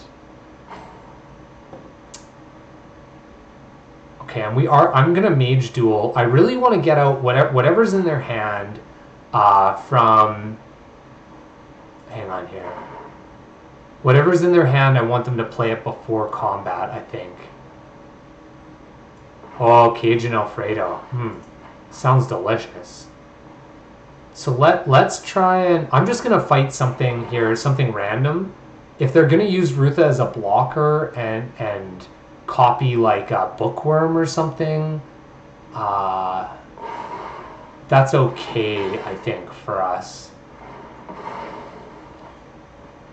Alright, here we go. Let's see what our opponent has. Oh, wow. Okay, well they were bluffing us the whole time. Look at that. Okay, everybody, we are 1 win away. It is a little late, but we are 1 win away from Mythic. So let's see if we can climb this last win here. Our deck is a little awkward. It's definitely not as good as our first deck, but somehow we are 4-0. So let's see if Arena thinks we are lucky enough to be Mythic this month. And I only say that because we're running out of time. You know, tomorrow at noon it resets, and I definitely don't have the time to grind this out. So.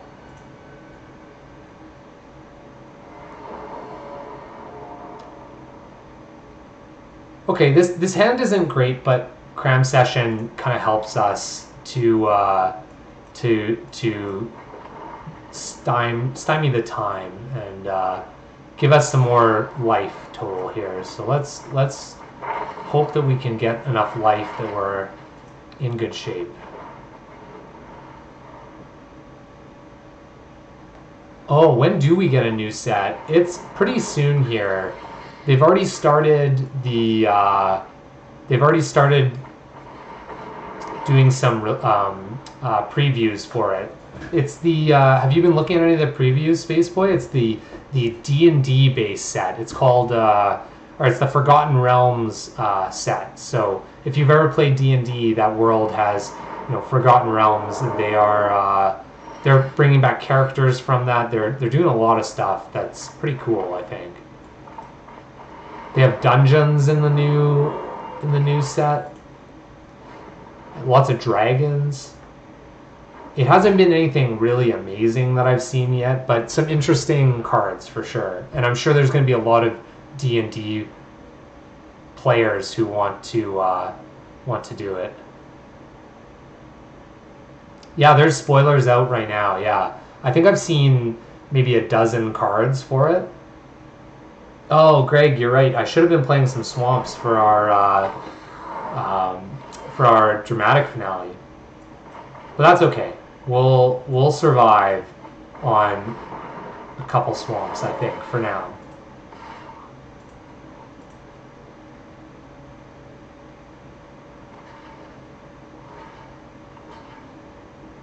Okay, so our opponent gonna try and they're hoping to trade one card, but we're gonna bring our guy back. Have you ever played D&D, Spaceboy? I think there's a subsect of people who play Magic and D&D, but I'm not sure ever how they quite overlap. So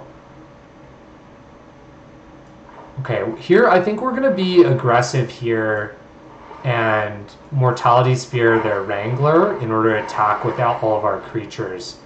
And I'm going to get... I think I'm going to get a removal spell. I think we're in a good enough spot right now that we can... Well, they are at 20 life. Maybe this is a little aggressive.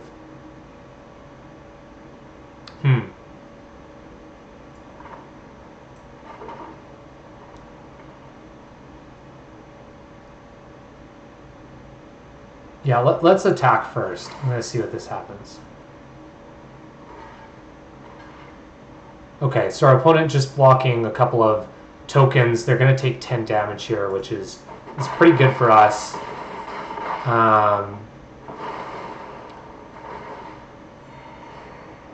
And I'm just going to pass, I think. It's not worth destroying something right now.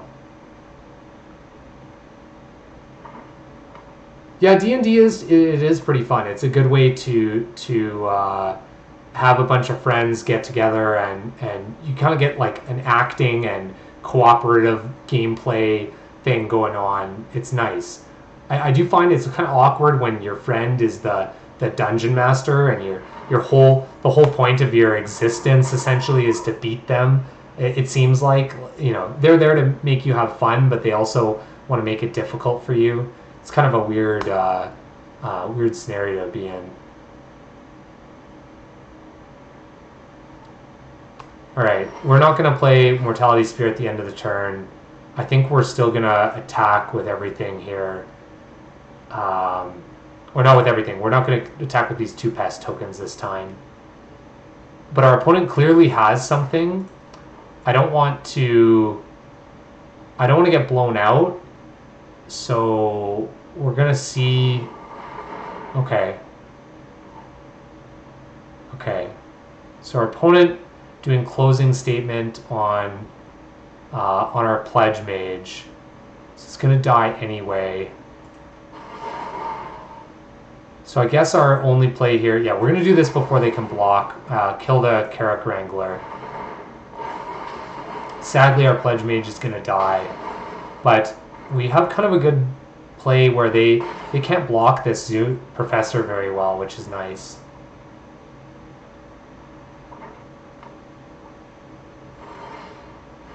Okay, and I still don't think they can block the Professor very well, so we're going to attack with the Professor.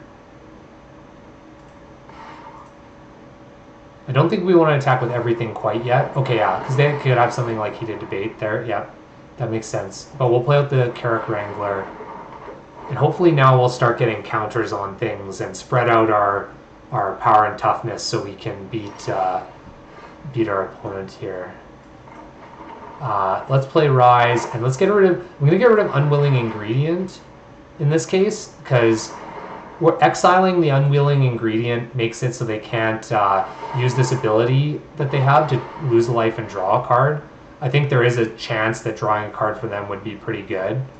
And we'll get Introduction to Prophecy here. And I don't think they have anything that I'm scared about attacking with the Wrangler with. I guess maybe they do... No, we're still gonna send in both of these guys.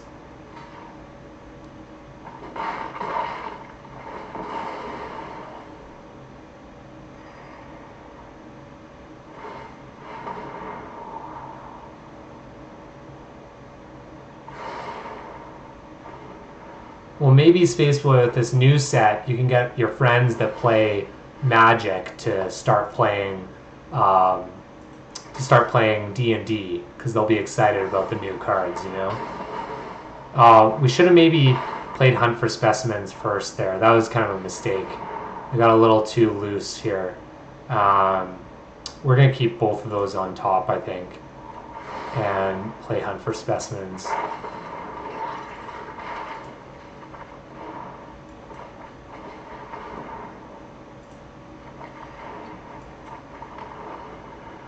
Okay, so our opponent's at 2. I mean, any draw they have is still live here, but it's a little scary for them, I think. We have Dina, and Dina says, Whenever we gain a life, they lose a life. I think we're in good shape here. Nice. We did it! We did it, everybody! We got to Mythic in one night after being down 8 wins. So that is more than I thought we would accomplish tonight. Let's see what rank we are, and then we will.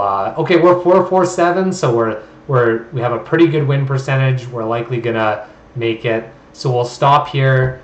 Wow, thank you everybody for watching. I'm very happy that we got there tonight, and I couldn't have done it without you guys.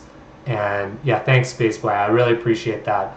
And enjoy your ramen. And thank you all for riding the MTG school bus. You know, we took those noobs straight to school, and we'll see you guys next week. Appreciate it.